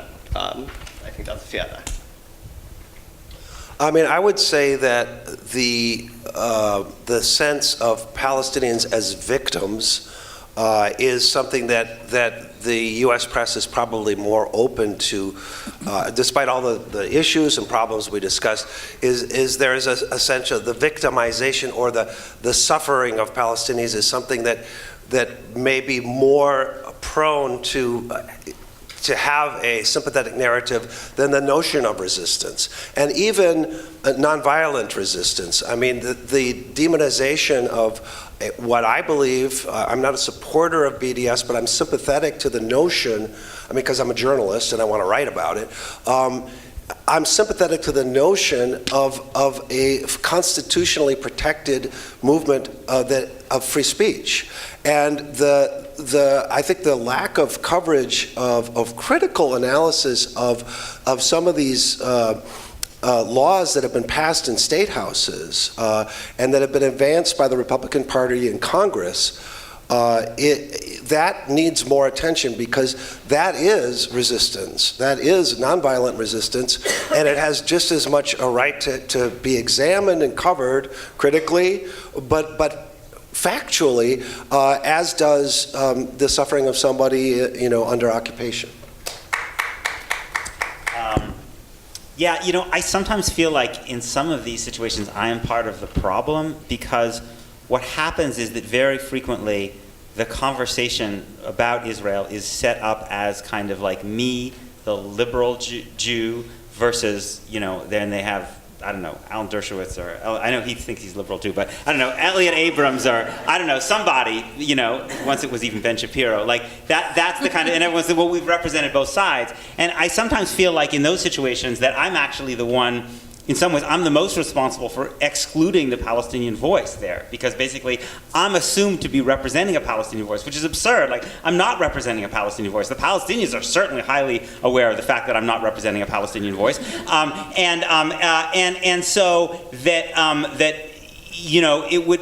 What I would love to see, but I've virtually never seen on American TV, I think would be, when was the last time on American TV you saw a couple of 2 or 3 Palestinians arguing amongst one another? That just like that, it's rarely have a Palestinian voice at all, but let alone a multiplicity of Palestinian voices, just so that we get a sense of actually what the different ideological strands are within the Palestinian national movement, how they see these issues differently, and kind of what their larger visions are. And I feel like that's part of how kind of impoverished we remain in terms of our conversation. That we have a very, very minimal understanding, I think, of Palestinian politics, either as it plays out in the diaspora, or as it plays out in Israel and Palestine. And I think, to go to your point, I think that also, again, it ends up flattening and dehumanizing people, because we don't understand that, we can't understand that this is actually, we have a better understanding of the fact that the Jewish community produces a multiplicity of voices, which is a humanizing thing for Jews, and yet I don't think we have that either among Palestinians or, frankly, often Muslims. But that speaks to the last question, which asks, are young Palestinian voices being silenced? Do you think that there is not a conspiracy, but there is a tendency not to include Palestinians, or are Palestinians not stepping up, or are they afraid they may be ostracized? There are many eloquent young Palestinian voices in our society, and they're not heard from nearly enough. We should say that we made numerous attempts to have Palestinians on this panel, but because of schedules, it didn't work out. This isn't the only place that we should be pointing to, but I do point to the op-ed page of the New York Times. It's common for an Israeli to define the Palestinian reality, but I have never seen the opposite, ever. And it's rare even for Palestinian voices. One of the great eloquent voices in the history of Palestine was Edward Said, and he rarely was in those pages. So I think that still there's a lack of Palestinians, just like every group who feels and is disenfranchised. there needs to be more direct representation, and luckily, that is changing through social media, but not enough, as Peter said, in the mainstream. So I want to do two final things. One is to thank you for being a great audience, and the second is to thank this amazing panel, which has been better than I could have expected. Were you expecting us that to be very good? No, I had very high expectations, and this was even better. I want to remind everybody we're going to have lunch on the patio, and that afterwards there will be panels meeting in G26, a panel on the which is this room, which is on the Jewish generational divide, and the second panel will be in ASC 207, which is right near the patio, and that's going to be on what's happening in Gaza. Sandy, do you want to add anything else before we end? No, I just thank you and thank everybody, and we've made up a lot of our time. We're scheduled to start at 12:45. It will probably be pretty close to on time. Eat fast. Eat fast and talk fast, and we'll see you soon. Welcome back. I'm here to introduce our first afternoon panel, and I'm going to do that by welcoming Professor Steve Ross to the stage. Steve Ross is a professor of history here at USC, and he's also the director of the Kanston Institute on the role of American Jewry. Ooh, Steve, it's such a hard name. The Institute for... Okay, it's the Kanston Institute. So with the people on this panel, Rabbi Sharon Brous, Jeremy Ben-Ami, David Suissa, and Michael David, please come to the stage, and we look forward to hearing from you.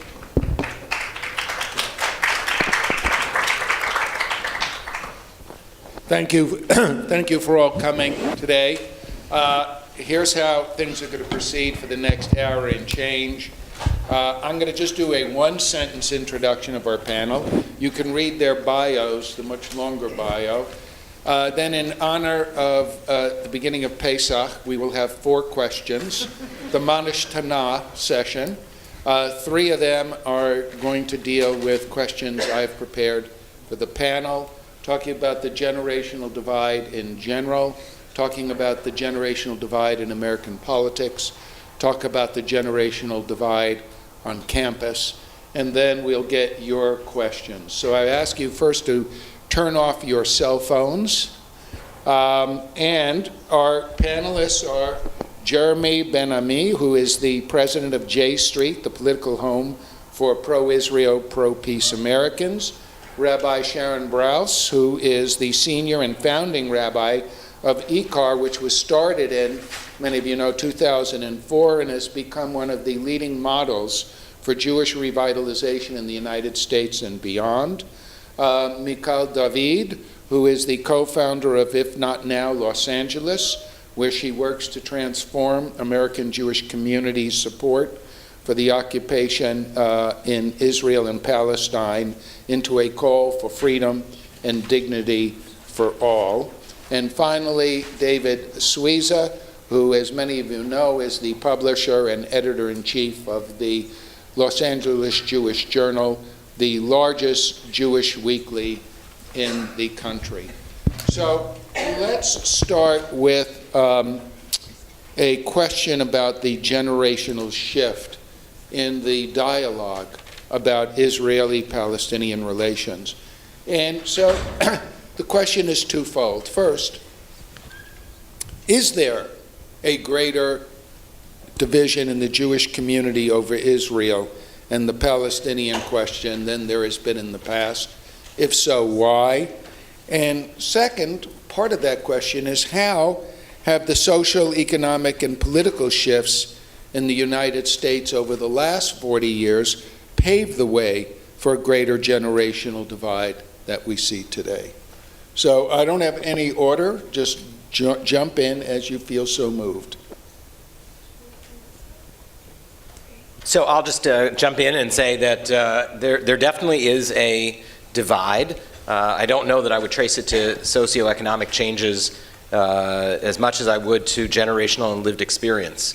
I think that the way that I've always viewed it is that people who are my age and older and who have a direct connection themselves personally to the Holocaust and World War II and the creation of the State of Israel, and who lived through 1967 and 73, have a particular way of regarding issues related to Israel, and people who are younger than me and grew up with Israel as an occupier and a reality of Israel as the Goliath, not the David, view things through a different lens. And there's a real distinction between my mother and my daughter, and my father and my son, and it is a very real generational lived experience. And I think that the facts on the ground over there have much more to do with it than socioeconomic factors here. Back 50 years ago, the situation was one way, and today the situation is radically different. Thanks, Jeremy, for starting us off. So I'm going to start by saying that from my perspective, I definitely believe that the divide that we do see in our community is a lot more clear and explicit than it perhaps has been in the past. The reason I want to start there is by saying that I do actually find it troubling sometimes that we talk about the difference in our community around the issue of the occupation in Israel-Palestine being primarily a generational one. Because I think what that does is actually invisibilizes the ways that our Jewish community has differing opinions and has had differing opinions about Israel-Palestine and the state of Israel for centuries. We look to pre-state, pre-1948, we look to the Bund. In my case of my Iraqi family, we look to Iraqi communists who were anti-Zionists. We look all over the world, and we look now to a lot of people who I see in this room who have actually been leading this generational fight for years. I think that we haven't heard their voices because of the redlining that happens within our community about what is and isn't acceptable to say in the context of Israel. And so while their voices may have not been in the room, their voices have been around. That being said, I do think the rift has gotten more and more clear and explicit.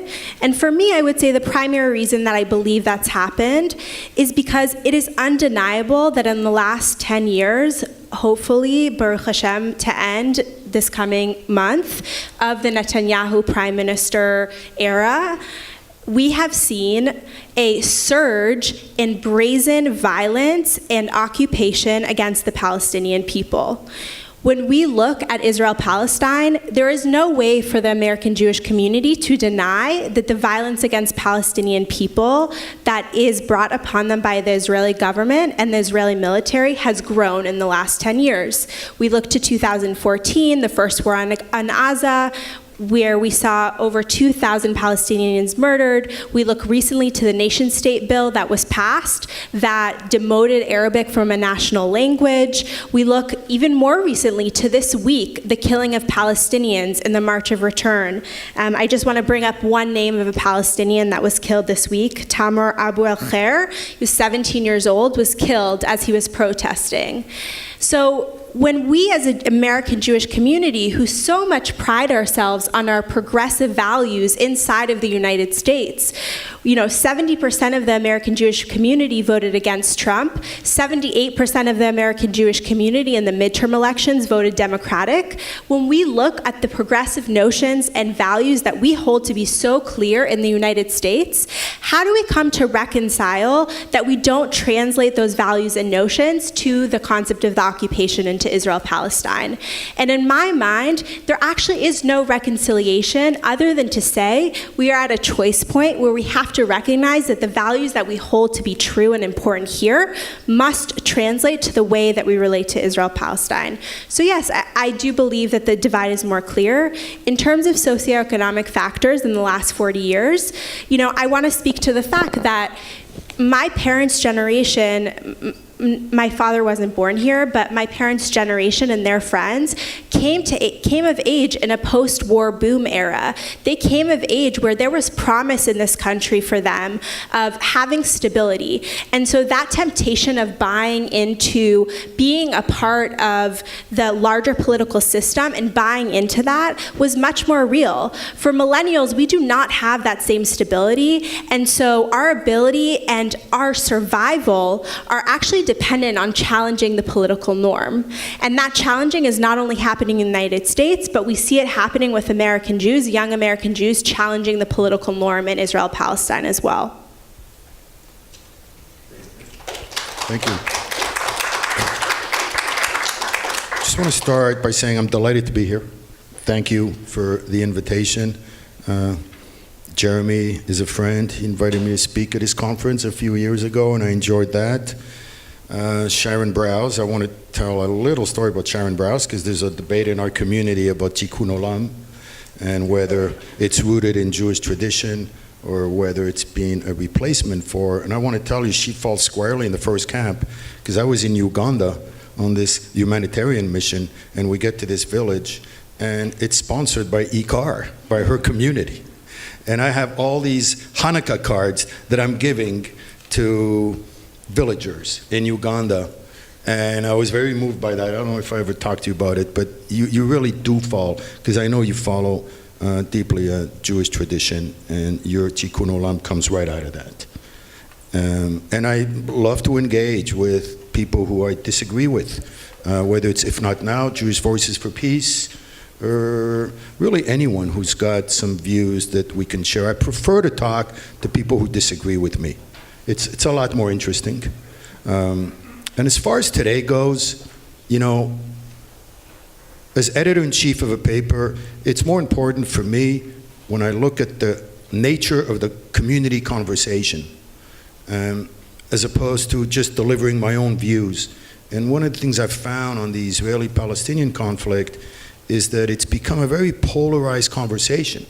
And everybody kind of digs in, and then, you know, they got their talking points, and the Stand With Us people have their talking point, and they just kind of dig in, and I sit back and I look that picture, and I'm wondering, what are we accomplishing? And one of the things I'm hoping to bring, and maybe today's conference could augur a new era in the conversation that can add some, like Peter Beinart was saying this morning, add some complexity, some nuance. I'll give you just one, and hopefully, as I speak later on today, I'll give you a few more. There's a sense that if only Israelis wanted peace enough, if only, then maybe we'd have peace, maybe the occupation would be over. A few weeks ago, I was up for 3 days because I have one son, 4 daughters. That one son was about to go into Gaza. He's a combat engineer in the IDF. I've never been more of a peacenik than that night. And I will not insult you to assume that you have to have a son in the army to feel what it's like. But I can tell you, I felt this incredible, incredible desire for peace. So I'm thinking of the millions of Israeli parents over the years that have had a son or a daughter go into harm's way. And I'm thinking, who am I to suggest that maybe they don't want peace enough? And I can tell you that as a father of someone who almost went into harm's way, I wanted peace so bad. Now this doesn't mean that Israel's blameless. Israel made some horrible mistakes. There's a piece in The Atlantic this week by Mika Goodman, and it shows you the horror of the occupation. You know, if you stay in Ramallah, it's okay, but good luck if you want to go to Jenin or Hebron. Good luck. It might take you 8 hours. It's pure humiliation. And I'm not closing my eyes to that. Neither am I closing my eyes to what Sharon wrote about her experience in Hebron with her daughter. My eyes are wide open to that. And I strongly encourage everyone in this room, if you're interested in this subject, to read Mika Goodman's piece in The Atlantic. And I'm not doing a plug for the journal. I'm plugging another magazine, so you can take my word for it. In fact, Mika spoke at ICAR a few years ago. It is the most complex, insightful piece I have ever read on this subject, and I've read thousands of analyses. And what he talks about is this idea of shrinking the conflict. And he sees both sides, and the way he talks about what's happened in Israeli society. In fact, I thought I was going to have a desk, so I brought all kinds of documents that I can't use, but I'm going to give you, please, if you'll stick with me for 1 minute. The desire to control the whole land of Israel threatens the state of Israel's self-definition.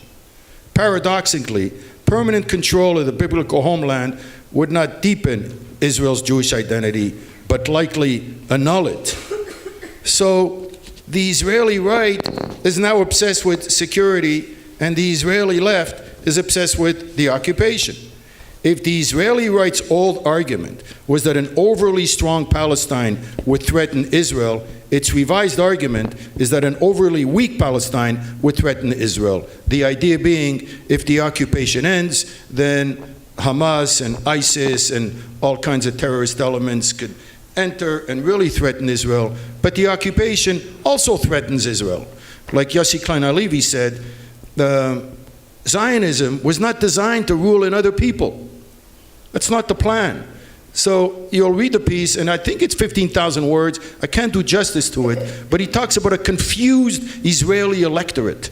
They're confused, and they've replaced their dreams with fears. And the fears is on both ends. The dreams are gone, and now it's fear. And on the left, there's a fear that the occupation is going to destroy Zionism, and on the right, there's a fear that ending the occupation is going to destroy Zionism physically. The point I'm making here is not that Israel is right or Israel's wrong. The point I'm making is that what we need in this conversation, more than ever, is a real appreciation for the complexity of the conflict. And if today can augur that era, I would be very happy. All right, thank you. For those who are watching on the video, the empty seats are not a reflection of lack of interest. I think we had there was a limit placed on the number of people. I think so we could have a really rich, intimate conversation here. So I'm also very pleased and grateful to be a part of this, and I thank our organizers for bringing us together. And I am continue to be astonished by and almost despairing at how difficult it is to have this conversation. And I know for many people, they could not sign on to be a part of this conference simply because of what we see behind our heads here, because they could not see these two images next to one another. And I think that this points to what one of the great, I think, defining elements of our generation is. And I want to say I think there's both an older versus younger generation issue here, but then there's also this political era versus previous political eras that I want to talk about, because there are a lot of people who are not millennials and who are not in their 40s and 50s who are also engaged in a kind of political awakening right now that I think reflects a broader trend, which also very much impacts this conversation about Israel-Palestine. The first thing is that, in the U.S., particularly over the course of the last several years, we have seen a mass mobilization of Americans who have taken to the street, actively opposing a politics of white supremacy and xenophobia. And to assume that the very same people who would do that there would then not also have an analysis of what's happening in Israel and Palestine, I think is a great failure of imagination on the part of those who hold the keys to the established Jewish community. I know that many young people and many people who are not so young are deeply uncomfortable with what we see as a growing ideological and political alignment and close friendship between Trump, who is widely, as Michal said, despised by most American Jews, about 75% of whom did not vote for Trump, and Prime Minister Netanyahu. We see things like the nation-state law and the entry laws, and just, many American Jews feel I think, deeply connected to and even inspired by the language of the Declaration of the Establishment of the State of Israel, the insistence that there can and must be a place of freedom, justice, and peace as envisaged by our prophets, and one that would have complete equality of social and political and religious rights for all of its inhabitants, and then look at the reality on the ground in Israel, Palestine, and say, this is unrecognizable to me. So the question that I think really defines this moment is why now? Because many of these realities were planted decades ago, and part of it is because there's been, I think, a very strong and severe rightward shift over the past couple of years. One of the panelists said earlier that things that used to be hidden from full view are now being openly proclaimed. As the Prime Minister said just a couple of weeks ago, this is not a land for all of its people. This is a Jewish state, and he pointed to the nation-state law as a justification for that. Bringing Otzma Yehudit into a conversation about really sitting as part of a government coalition, not only racist, but also a collection of folks who are connected to terrorist activity, is a red line that we cannot ignore. And many American Jews are deeply concerned and upset about it, and feel like what we're looking at there reflects many things that we're fighting against here, and can't live with that lack of alignment anymore. What I see happening now is, let me just say that we talked a little bit earlier about Congresswoman Omar's comments, and something that I thought was very interesting in light of the eruption around her statements was that you heard many mainstream and even right-wing Jewish commentators all over the news saying, of course it's okay to criticize Israel, you just can't use classic anti-Semitic tropes when you do so. And I and many others thought, oh, is it okay to criticize Israel now? Does that mean we're not going to risk losing our jobs now if we speak honestly and openly about what we're concerned about? I didn't get that memo. So there's something that one of my colleagues, Rabbi Scott Perlow, coined years ago called the Death by Israel sermon, which is when a rabbi takes his or her career into her own hands by standing up and speaking honestly. We are called to speak honestly and openly about everything except for this. And this has been really a firewall that has done tremendous damage in our community. And firewalling an ultranationalist right-wing government in Israel, I believe, has done tremendous damage not only to the Palestinian people, but also to the soul of the Jewish people. And it's something that we need to contend with now, and that many of us are unwilling to play by the rules anymore. The script that was handed to almost every Jewish professional, that was handed to Jewish clergy, if you want to hold your position, you just don't speak. Evidenced again by the many people who would have loved to have been in this conversation but simply could not come today because they were told that they were not, that their presence here would not be appreciated by their organizations. So what I think this is a moment of truth-telling that's happening in the American political sphere with a rise of honesty about our own history in this country and what the implications are in terms of racial justice here, and economic justice and gender justice, and a moment of honesty about what's going on in Israel-Palestine. And I don't believe that this is something that will endanger the Jewish future. I think that it is absolutely essential to the Jewish future that we engage in this conversation in an open and honest and loving way. Let me make a comment, and then I have a specific question for all four of you on the theme. First comment is, if we're talking about the generational divide, what generations are we talking about? So I just want to briefly give my own sense of a generational divide. My parents are both Holocaust survivors. My father was in the Warsaw Ghetto and then in Dachau. My mother was in Lodz, and then she was in Auschwitz, Bergen-Belsen, and a munitions camp in Salzwedel, Germany. And I grew up, my father grew up in a Reform family, my mother in an Orthodox family, so we were raised in a conservative family. And the way I see the generational divide is those who lived during the war, and those both in America and those who survived the camps. It's Israel. It's not Israel right or wrong. Israel always right. Israel is never wrong. My generation, the baby boomers, many of us reacted against that. Israel is not always right. We understand the reason why there's a state of Israel, why it needs to survive, why it's absolutely essential if you look at world history. And yet, to say Israel's always right is not right. And then I see my kids' generation that are far more strident than my generation was. It's almost Israel's always wrong on things. And it is very difficult even to get a conversation going between those three generations. So that brings me to Sharon. You wrote an op-ed piece in the LA Times about the generational divide with your own daughter, and I'm going to quote you. The rising generation of American Jews is increasingly alienated from Israel. They say they're tired of the fantasy, a defensive story of half-truths. Yet many American Jewish community leaders, while wringing their hands over the lost generation, persist in the sanitized approach to teaching young people about Israel. They argue that it's simply not possible to instill a love of Israel while exposing its faults. They are wrong. So my question is, how would you go, I mean, you're already doing this, but how would you go about engaging your daughter's generation in a meaningful conversation about Israel without either idealizing or demonizing either side? That's great. First, I agree with what I wrote in that op-ed. So I always get nervous when someone cites something I said years ago, but this I still very strongly agree with.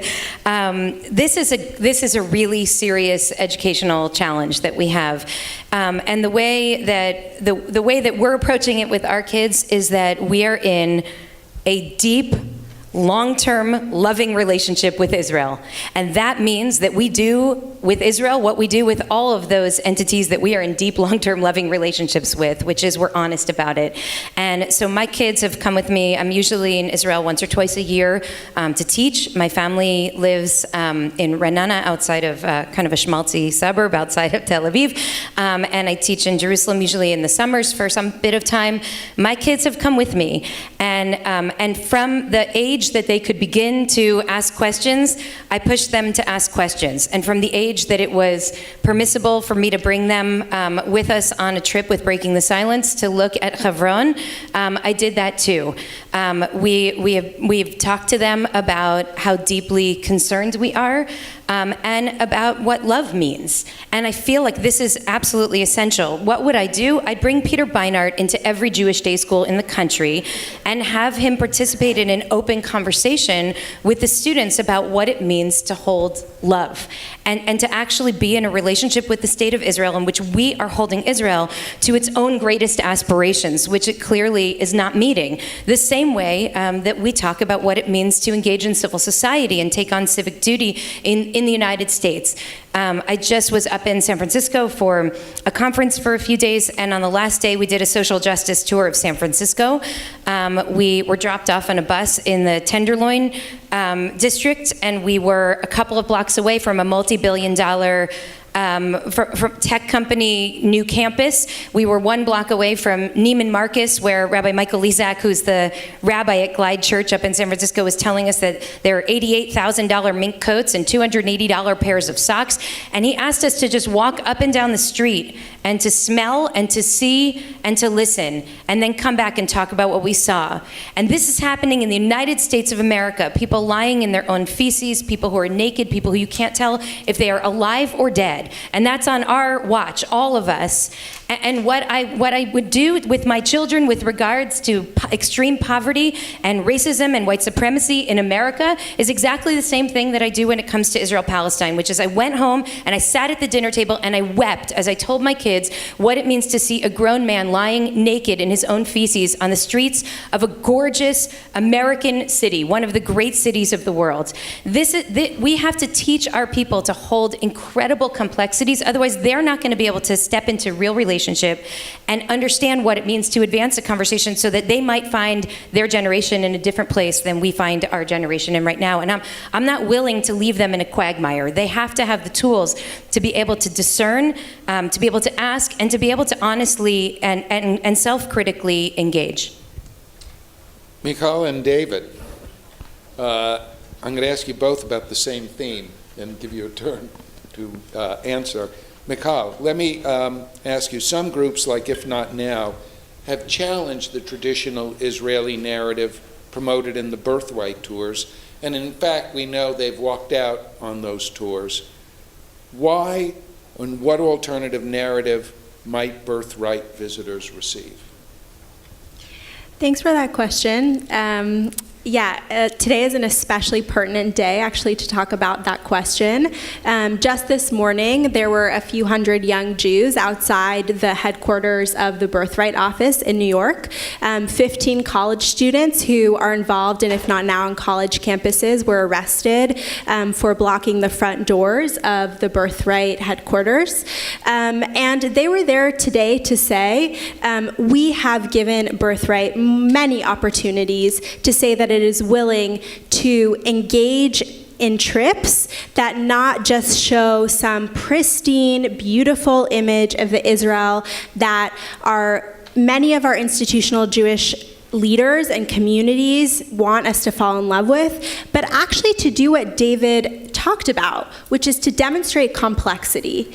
And in the face of being asked to demonstrate complexity, Birthright has put down its foot even more firmly after folks came out and asked difficult questions, and they said, if you challenge us on this trip, on the dominant narrative that we are demonstrating, you will be kicked off.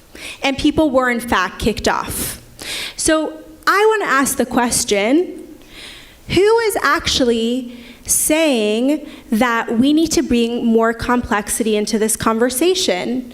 And from my experience, I will say, as someone who went to Jewish day school through 12th grade, who was part of USY, United Synagogue Youth, who went to Camp Ramah in Ojai, I would say that most of the time, the people who were urging me to engage in more complexity were folks who were actually not willing to move beyond the understanding or the statements of, yes, I would like peace, but it's a complex situation, to actually saying, we actually have to stand up and challenge the status quo that has been around for too long. And this leads me to the question, which I know I will get asked, why can't, if not now, why can't other groups that are being led by organizers on the ground, why can't we just engage in polite conversation? Why can't we engage in polite conversation inside of discussions like these solely? I am so much a fan of conversation and dialogue. I totally am, but it is not enough. And I actually think that we are losing so much of our Jewish history that is based in a mass protest movement. We look to Jewish garment workers. We look to Jewish folks who stood up for Soviet Jews across the world. We look to our current social uprising that's happening in response to the Trump presidency and rising white nationalism in this country. And it is extremely clear from all of those examples that how change works is actually sometimes polarizing conversation. And I have to say, I actually disagree with David when he says polarization is bad. Polarization is not what I would use when I'm having a conversation with my savta. Polarization is not something I would use when I'm having a conversation with my ima and abba. But it is a conversation, and it is a tactic. Polarization is a tactic I will use in the public. And I want us to also name that the fact that we're even here having this conversation, and I am sitting on this panel as If Not Now, next to David, right? Let's just acknowledge that. Next to David, only 5 years after we were founded, that has happened because of the polarization that has been pushed in the public to make this more of a mainstream conversation. So I'm not comfortable with saying polarization is bad all the time. Now, what do I want people to see if they do choose to go on Birthright? I want them to learn about the open-air prison that is Gaza, where people are not allowed access to water, where people are allowed only a few hours of light every day, where there has been a 12-year blockade that has been established by both Israel and Egypt against Gazans. I want them to learn about the wall that folks have to move through every single day or can't move through to get to their jobs. I want them to learn about the March of Return and why protesters were killed in that process. And you know what other level of complexity I want to bring in for them is the level of complexity of conversation of who are Israeli Jews. Because I will name one thing that has come up on this panel is I'm so respectful. My mother's family comes also a family that comes from the Jewish Holocaust. It has experiences with that. But when we talk about the generational divide in the United States and the American Jewish community, I rarely, if ever, hear us ever talking about what about folks who are not from European countries? What about Jews who are not Ashkenazim? What about my Mizrahi family who moved in the 50s and experienced serious oppression by the state of Israel and as a result continues to live? This is where I was born. My Saba continues to live in South Tel Aviv in Shkunat Ezra in an impoverished neighborhood, in a neighborhood that's now being gentrified by Ashkenazim because of continued economic oppression. So that is also part of the complexity I want to bring in. Why? Because when we have this conversation in the United States, the only point of reference we often offer is a point of reference from an Ashkenormative perspective. And to me, the question of complexity should not be one around stopping us from actually taking moral stances on what is right and what is wrong, but it should be a conversation of complexity about our community as well. All right, and now I want to give David an equal voice. You've strongly criticized If Not Now, and in fact, your column in the Jewish Journal called Let's Stop Patronizing the New Generation prompted a response from If Not Now. Tough love, David Suiza. So my question to you is, how can, again, we are here saying nothing will ever change if people can't talk to one another. Yeah. So how do we improve the community conversation about Israel, David? Well, the article you quoted, just like Sharon, thank God I agree with it, still. I just think criticism works both ways. I applaud all the criticism directed at Israel from If Not Now and all the other groups. But it works both ways. It would be so patronizing of me to treat them with kid gloves because they're the new generation. So in the same way that she can critique Israel or me or whatever organization, I have the absolute right to critique If Not Now. And one of my major critiques, they've done nothing to help the Palestinians. And if you look at the definition of complexity, the way I look at it, is why don't we talk about doing what works? Everything I've heard so far in this panel is the same talking points I've been hearing for years and years and years. It's talking point based on my right to speak up, nobody can shut me up, the new generation, it's we need to condemn and we need to expose and all that kind of stuff. And all I see is the body language of protest. And that's fine as far as it goes.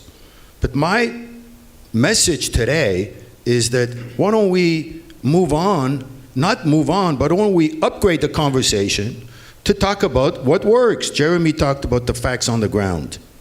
Right now, you know, Israel is not being hurt by the BDS movement. All the hatred that's been driven towards Israel, it hurts the haters as much as it hurts Israel. For 70 years, there's been this incredible amount of Jew hatred and anti-Zionism throughout the Middle East. And then you ask yourself, why is it that Microsoft and Apple and Google and all the great companies of the world, why do they skip 21 countries and they end up in that little dreaded Zionist state? So all the hatred that's been driven at Israel has not worked. Israel is thriving more than ever.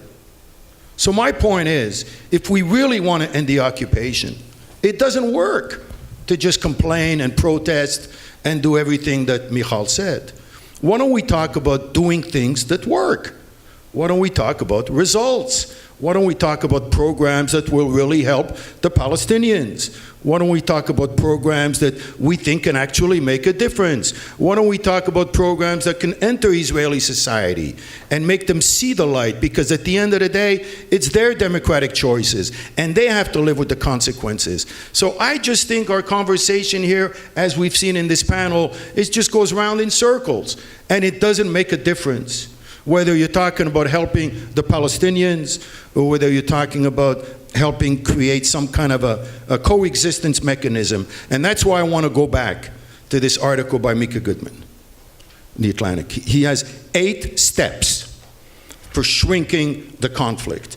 And it is the first thing I have read. It's incredible that we're having the conference today, because I read it a couple days ago, and I think it's Mina Shamayim that we're doing this, and I'm so moved with it. I think we're going to do a cover story. It's the first thing I've read that takes an incredibly pragmatic look at how do we help the life of the Palestinians. It talks about building tunnels. It talks about private roads. It talks about building the Palestinian economy. One idea after another to help Palestinian life. And what I wonder is, what as a group from If Not Now has ever done for the Palestinians? Sure, I'm happy to answer that question, David. Thank you. Wait a minute. I want to give Jeremy a chance to talk. No, I'm enjoying this. Yeah. No, but What results? We are going to run out of time. You know, I had 3 questions. We're in a Jewish audience, a Jewish panel. We're only going to get to 1, and then your questions. But Jeremy, I want to ask you a question first, which is, to paraphrase Nathan Englander, what do we talk about when we talk about Israel? And specifically, how can progressives emphasize with and campaign for Palestinian rights without being labeled anti-Israeli? And the flip side, how can and should pro-Israel advocates defend Israel's right to exist as a national homeland without negating the claims and narratives of the Palestinians? In short, Jeremy, I want to ask you, is there a middle ground in the debate, or does it really come down to constantly saying you're either for us or against us, whether you're Israeli or Palestinian? Where do we go? So the good news is that I actually think that the overwhelming majority of human beings, whether they are Jewish, Christian, Muslim, other faiths, whether they're Palestinian, Israeli, American, the overwhelming majority of people actually live in that middle ground. There are very large majorities of people who do believe that the other has rights, that the other has needs, that compromise between your own needs and their needs is the best way forward. The crowd that says it's all or nothing from either side is usually a very small minority. And I believe the middle is actually an overwhelming majority. I think that there is a consensus in the Jewish community that the Palestinian people do in fact have rights.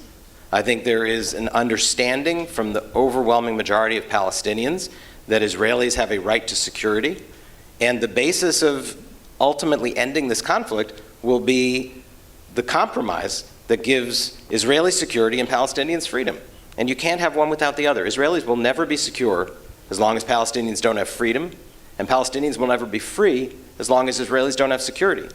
And if you lay that out, American Jews, American Palestinians, Palestinian Israelis, Christian Palestinians, just go around and talk to folks on all sides and all angles of this, that essential outline makes a lot of sense to the overwhelming majority. So I do believe it is entirely possible to be progressive and to recognize there is something wrong that is happening to the Palestinian people. David acknowledges that. I think we share a moral belief that there's something wrong going on. And I think it is entirely possible to be for a Palestinian state and for the rights of the Palestinian people, and realize that every Israeli parent has a right not to have their kids' bus blown up on the way to school, right? And so these are truths, and I think there's so much more in the middle, and there's so much more space for us to have common ground. And I think that the folks who are in that we try to portray things often as very, very polarized, but I think in the end, actually there aren't that many people at the far extreme poles, and I think there's a lot more that we can build on together. I want to take one moment, though. I may not get another chance, so I just want to quickly say something about the birthright question, because it is, you asked the question of what could be done differently, and I just want to say on behalf of J Street and the kids involved in J Street U, that we have had a campaign going. It's parallel to the work that If Not Now does. It's called Let Our People Know, and the idea is, in fact, that there should be a component of birthright trips and other educational trips that ensures that students who go on it and young people who go on these trips are exposed to exactly the realities that Michal is saying. And so we are putting together a model trip this summer that specifically is designed to do both things. It is designed to connect young American Jews to the state of Israel and to the history and to understand the origins of the state and why it's there, and at the same time expose them to the conflict and expose them to the Palestinian narrative, because we believe that young American Jews can handle it, that you can actually do both things on one trip. So I just wanted to throw out that there is a model that we are going to be running this summer, and we're going to try to give it a lot of publicity so that people see that there is a way to try to do this that I think meets hopefully the needs of your daughter and my son and daughter and that next generation that wants to try to hold these complexities and hold these truths and find a way forward. I would ask at this point, those of you who want to ask questions, have we handed out cards? Yes, let's hand out cards, write them down.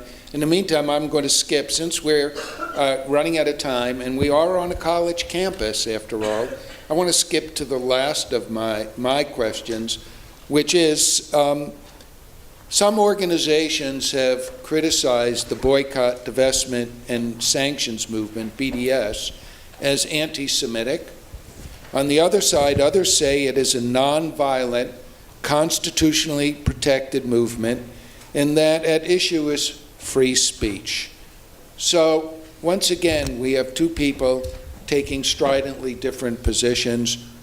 I ask my panelists, what do you think are the best strategies for defusing the rising polarization on campus and for engaging in a dialogue about what's going on college campuses, again, without vilifying those who disagree with you?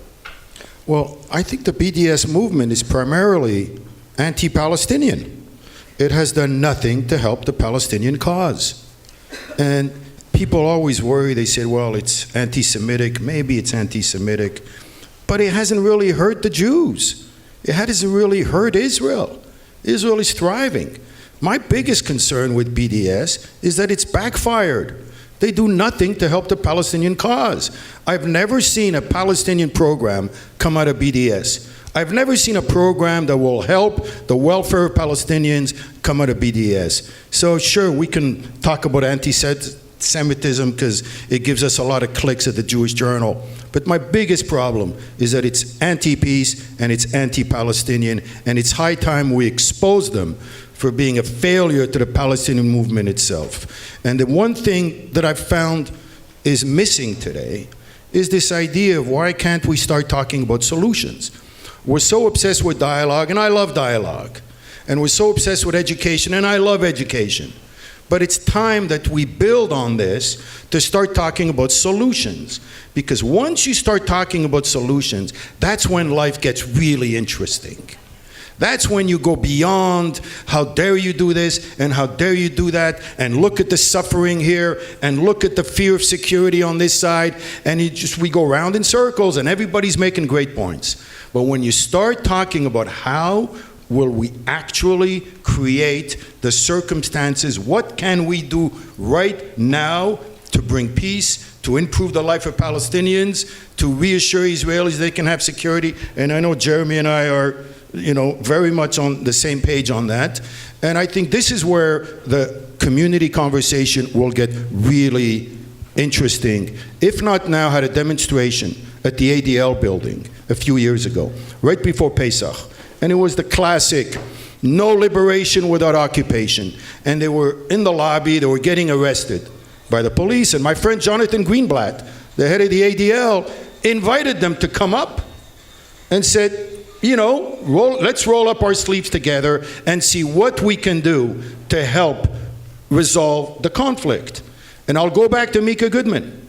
8 steps to reduce the conflict and help Palestinian life. This is, for me, the next stage where the conversation will really bring us all together. When I'll sit with Sharon and Michal and Jeremy, and we can just put all kinds of stuff on the table and say, what can we do to actually make a difference? Because we need to be humble.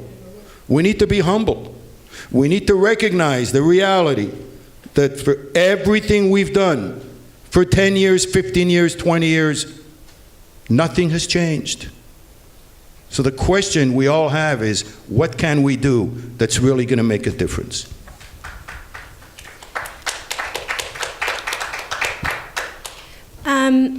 Okay, so on One the... second, if you could hand in your questions, pass them down the aisle so we can collect them. Go ahead. So on the specific question of BDS on campus, I will say, as if not now, we don't take a stance on whether we support BDS or not. I do want to say, though, that I think the conversation on campus around BDS has been flooded by a conversation about anti-Semitism. I do not disagree that there is anti-Semitism on the left, and that in some spaces that talk about BDS, there can be anti-Semitism. What I will say, and to David's point about anti-Semitism, also this brings in the ADL that really promotes a very specific understanding of anti-Semitism, is that we are talking about the wrong things when we talk about anti-Semitism. Let's look at the facts in our country right now. Right now, we have a white nationalist movement that is growing in scale, that is being supported by our current president, that has led to the murder of folks in synagogue in Pittsburgh, that has led to the murder of Muslim folks in New Zealand. That is the main threat that we as a Jewish community face right now. When we turn the conversation about anti-Semitism primarily to talk about issues of Israel and Palestine, what happens is that the issue of anti-Semitism becomes weaponized, and we actually lose the ability to have real conversations about what needs to be done to stop the vicious, murderous, white nationalist movement in this country that is here to create an ethno-state that is only for white Christian folks. When we don't have that conversation, Jews are at risk, Muslims are at risk, and many other minority populations in this country are at risk. To David's question, I am going to take this opportunity to answer David's question about solutions. When David talks about solutions, he says, why can't we get to the day when the 4 of us get to sit down at a table and have a conversation about solutions? My answer to you, David, is that we should not be sitting, the 4 of us, and having a conversation about solutions. The people who should be having the conversation about solutions are the people who are impacted most every single day. That includes Palestinians and Israelis. And what If Not Now is doing to make that conversation possible, it is taking away the barriers that not only the American Jewish community lift up around having those conversations, but the American government has placed about having those conversations. If you want to talk tachlis, if you want to talk real facts, let's talk about what upholds the occupation on a daily basis. It's money and it's capitalism. And that money is coming from the United States government in billions of dollars each year. It's coming because the United States government is right now able to use the American Jewish community as a justification for sending that money to the Israeli government. We, as a Jewish community, have to rise up and say, this is not our Judaism. We will work to end our community support of the occupation until the American government can no longer use us as an excuse to be sending billions of dollars to further occupy Palestinians. And then maybe the people who should be sitting down at the table to have the conversation about what solutions are will actually have the capacity to do so, because the conversation won't be stunted by billions of dollars and political pressure that is going in to make sure that conversation doesn't happen right now. Well, if you'll forgive me for one complication. I wish I could say that the leadership of the Palestinians had an enormous incentive to end the occupation. I'll just give you 3 key points. The first one is not mine. I heard it from someone in Israel. For 20 years, people like Peter Beinart and many of us, and Jeremy and so forth, has been telling the world and the Palestinians that the most important thing for the future of Zionism is a Palestinian state. If a Palestinian state exists, it will save the future of Zionism as a Jewish democracy. So now we're asking a leadership that engages in vicious Zionist hatred. I don't think there's any debate about that, to save Zionism. So ending the occupation for the Palestinian leadership is saving Zionism. That's number one. Number two, if they really do hate the Zionist state, isn't the occupation an ideal knife by which they could stab Israel all day long at the United Nations and the International Criminal Courts? Number three, as long as the occupation continues, isn't it an ATM machine that perpetuates the victimhood culture and all the money that they get in international aid? And finally, this is from a friend of mine in Ramallah.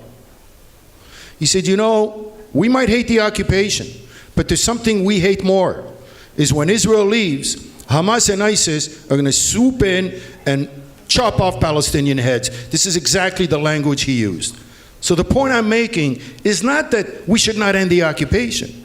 The point I'm making is it really distorts reality, like Michal does, to make it look like it's only something that Israel can end by clicking its fingers. It's a lot more complicated than that. And this is why my message today is we should roll up our sleeve, whether in LA, New York, Ramallah, or Jerusalem, and talk about how we can shrink the conflict and move forward for the goodness of both sides.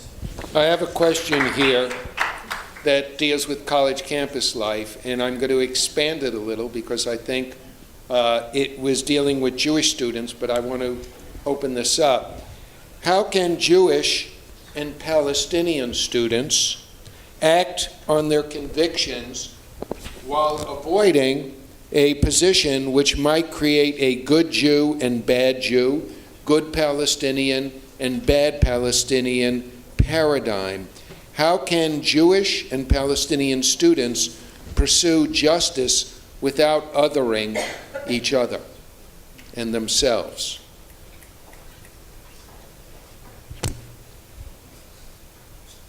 I talk too much. Anybody? No? I can jump in, but I've also taken up a lot of space, so.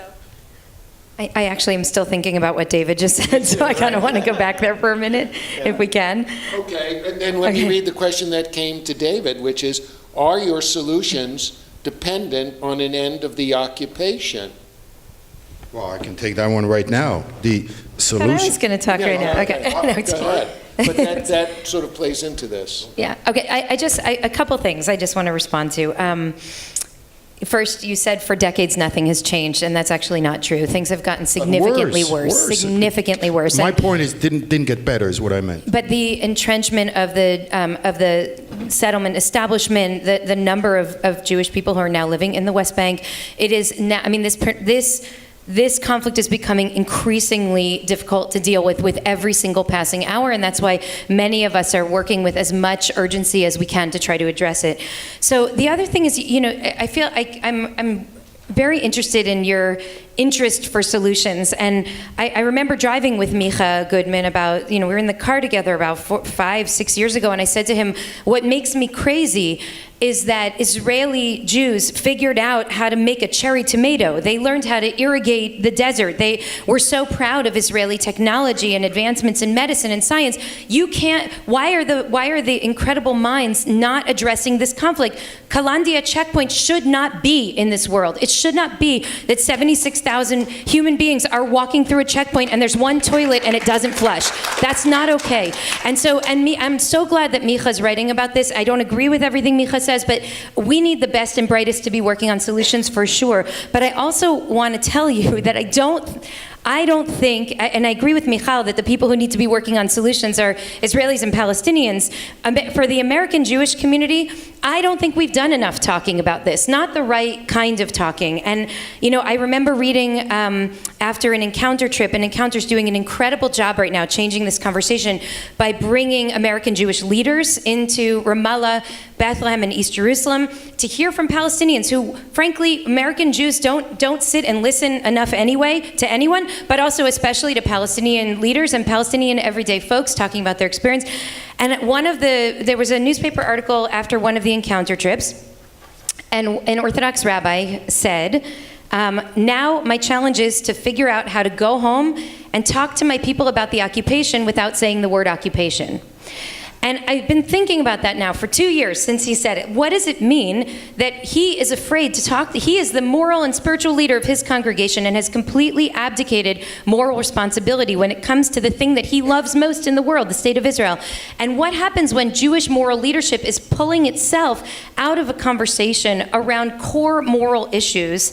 What happens is we create a vacuum, and other people step into the vacuum, and they use language we don't like, and that makes us profoundly uncomfortable, which sends us even further into our corners. I don't think we're talking enough about it, actually. And so I love that people like Micha are investing their time and into thinking about solutions. I think we need to think more about talking honestly and openly. And I'm really grateful to you for being here today, because you might have noticed, if you look at the schedule, there's not a tremendous amount of political diversity in this conference. And it means a lot that you're here, actually. And I know you're going to go home and write about it. And I hope you make us all look great in your article. But most importantly, that you're actually in the conversation. And so I will just, one last piece of this is something that I've learned in racial justice work over the past decade, is that there's this push, particularly among white Americans who are kind of now, aware and woke, and what are the solutions? We got to solve this. We got to fix this. And what we hear more and more from people of color is, like, really, we cannot fix the problem until we can't treat the wound until you name the disease. We have to be honest about what's actually going on. Brian Stevenson's work at the Legacy Museum in Montgomery is an incredibly powerful attempt to do this. That's not creating a solution to racial inequity and racial terror, but he's saying, let's be honest about American history. Let's talk about how we went from enslavement to Jim Crow and racial terror to mass incarceration. If we don't share that narrative, who the hell do we think we are to stand up and propose how we're going to solve, inequities between the black community and the white community on the streets of San Francisco? So I think we have to do more talking and more honest naming of what we're actually seeing in order to be able to support those great minds that are going to come up with the solutions and will actually need our backing when they do.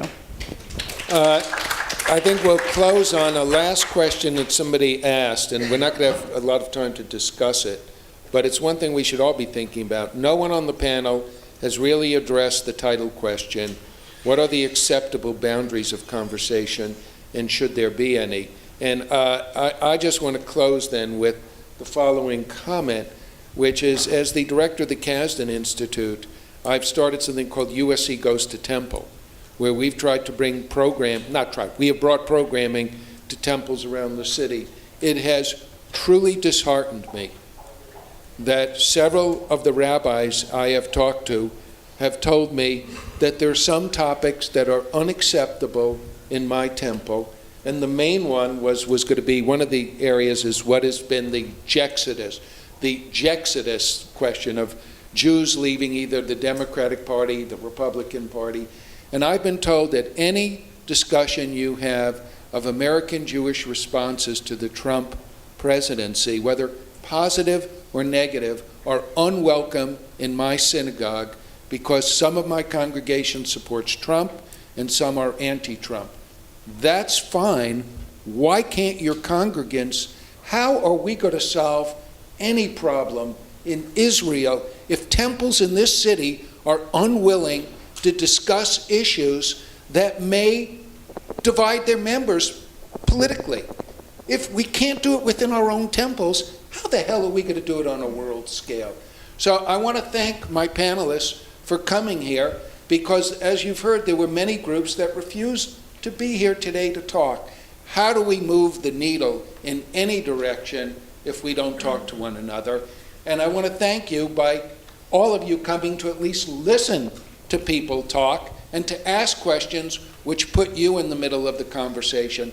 Thank you a lot, and thank you, panelists. Thank you. Oh, we have another 10 minutes, okay. All right, 19th hole on encore. I'll just do my finishing statement, Okay, go and then ahead. the others, I'll let it really, go on because another it's in my head, it may go away. So while I still have it in my head, looking at Stanley Gold, I want to make a pitch for curiosity. When Jeremy invited me to speak, I knew I was going to go into a world where, I was not going to meet my friends on the right. I was going to meet the whole group at J Street. And I said yes, because I'm really curious. And I met so many people on the trip, and you and I are friends primarily because I'm really curious. And I defend you a lot because I really trust your love for Israel. Same thing with Akbar, same thing with If Not Now. The one pitch I want to make is for curiosity, because it's not enough, like Sharon said, to just talk and speak our piece.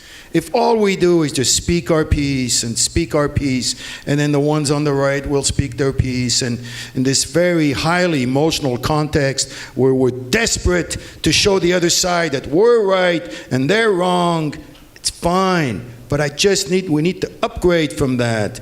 And those on the left should be a little more curious about those on the right, and those on the right should be a little more curious about those on the left. I have a daughter who is very curious. She ended up discovering hundreds of social justice organizations in Israel. And she took college students to see a whole different side of Israel that you don't see on Birthright, you don't see anywhere. It's the social justice side of Israel. And we often talk as if none of that is going on in Israel, as if there are no Sharon Browses and Michals and Jeremys in Israel.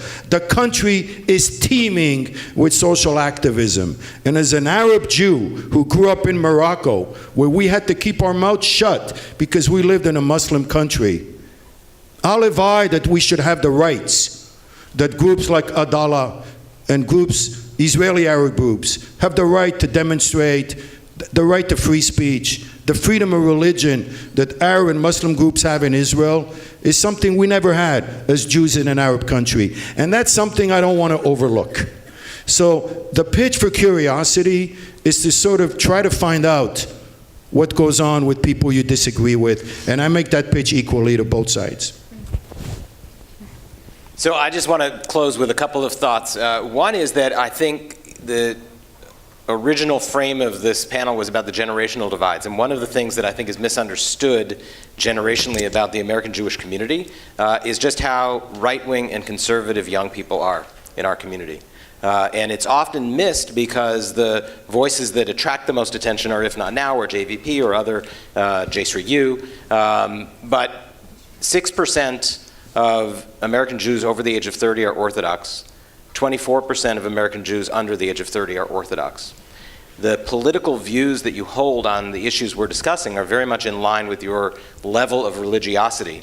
And so polling will actually show you that young American Jews, for whom some attempt to speak as a whole, are actually more conservative than older American Jews when you look at the polling and you look at their views. So thought number one for the group is don't generalize by generation, because actually one of the interesting things, and I think Peter Beinart, who may still be here, I don't know, he mentioned, what happens when he goes to a Jewish day school. And 100% of the kids, on the Upper West Side of Manhattan at this Jewish day school are opposed to what he has to say. And we are missing that phenomenon when we speak in very broad strokes. Second thing, I want to just lift up the thing that David just highlighted, which is the erasure of the left in Israel. The presence of progressives who are fighting against the exact same forces that Michal is talking about, this ethno-nationalism that we see in this country that is primarily a white nationalism is mirrored by the ethno-nationalism on the right that Bibi and the settler movement represent.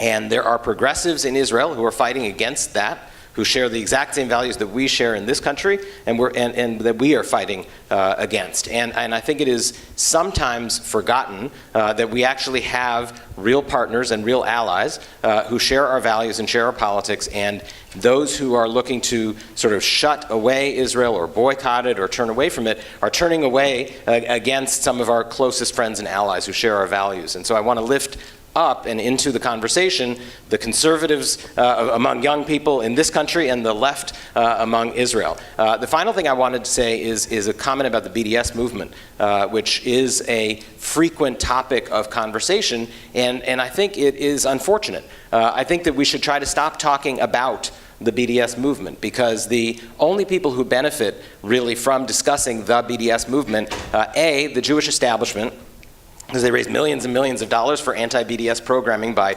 elevating the fear, and the BDS movement itself, which grows every time that you try to shut down the BDS movement, then more people flock to it.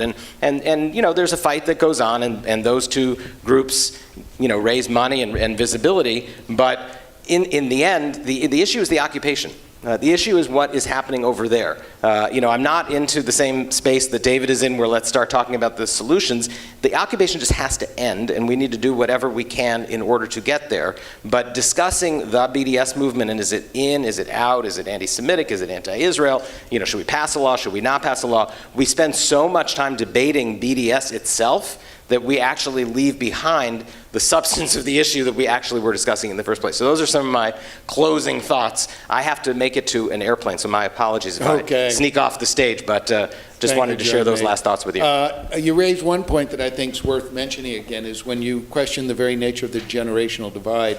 My colleague Bruce, I'm going to call on you for a second to see if I'm right, that the Pew Trust did a recent poll, was it about 2 years ago now, on political attitudes in Israel. And they found the divide was not by age, but by religiosity. That ultra-Orthodox were at least more than 80% pro-Trump, modern Orthodox a little bit less, and then the further away you got from Orthodoxy, that's where the attitudinal shifts. It wasn't age, it was Orthodoxy versus non-Orthodoxy. Anyone have a last comment? Okay. Yeah. Okay, so for the sake of actually doing what Jeremy just asked us to do, which is not to generalize, and I do want to say I don't claim to speak on behalf of all young American Jews at all. If that was the case, we would not be in this situation where I needed to be fighting 80 hours a week to get a movement going. I can say that for sure. So for the sake of not generalizing, I'm going to tell you a very short piece of my personal story. If we can make it short. We're supposed to stop at 2:10. I'm going to make it as short as David made it, which is about 4 minutes, but I'll make it shorter than that. That's fine. So, so I'm going to tell you a little piece of my story because I think actually, you know, what David shared about himself as in his family and his history as being an Arab Jew resonates really with me. And I will share that the moment that I decided to engage in the work as a Jew to end the occupation was one of the most heartbreaking moments of my familial life. And I'm sharing this on a big stage, but the first time that I called myself an Arab Jew in public, my Abba, my father, came up to me and he said, "I have never been as ashamed to be your father in my life." Okay? I do not do this work out of a place of hate. I do this work out of a place of understanding that my father's statement to me came from a deep place of shame about his own Arab identity because of the vile rhetoric that is engulfed in Israel by the government, by much of the media, around Arabs and Arabness and what that means. And I realized that the same occupation that is terrorizing Palestinians every day has terrorized my father to a point where he is embarrassed of his daughter to call herself that in public. So I am here doing this work today for Palestinians, for the American Jewish community, which I love deeply. My Savta from the States called me last week, and she was crying to me on the phone, and she said, "I still don't understand why you do the work that you do, but I do understand that you do it for a love of the Jewish people and our safety and security. And finally, I do this work for my own personal liberation and for my father's liberation and for my Saba's liberation, so that we also get to be free. And to me, the question of how do we see each other's humanity in this work actually comes down to those individual narratives. It's actually not about generalizing. And I will tell you the reason that I have spent the last 3 years of my life outside of a professional work, I'm not paid for this, dedicated to this work, is because I know that in our trainings, and if not now, and in the culture that we have, we spend hours working through trauma with folks around their family history, their connection to Israel, and we do the same and offer the same spaces for non-Jews as well. So to me, the question is, how do we let these stories be lifted up? And how do we understand the complexity of the stories? And also understand that while those stories, stories are so important, and we should spend time in safe, secure places, sharing with each other, sharing with people who will listen to us open-heartedly, at some point, I will say this as a professional organizer, we have to take a stance. We cannot spend our lives in the middle. We have seen what centrism in this country has done. It has led to an opening for a right-wing government to come into power and to oppress marginalized communities in this country. So I ask you, yes, to look at your own stories, to spend time there, to do what Sharon did. I was so moved by what you shared, Sharon, about listening to other people's stories. This is why I go to ICAR. I was so moved by you. Let's do that. Let's spend spaces and time doing that. But understand that that is not in contradiction to also coming out and taking bold moral stances. And in this case, taking a bold moral stance against the occupation and continued oppression of Palestinian people.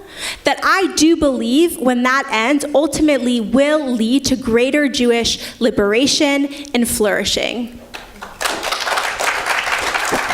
On that note, we are going to take a 6-minute and 5-second break. If you could come back here at 2:20, we will start our next session. Thank you.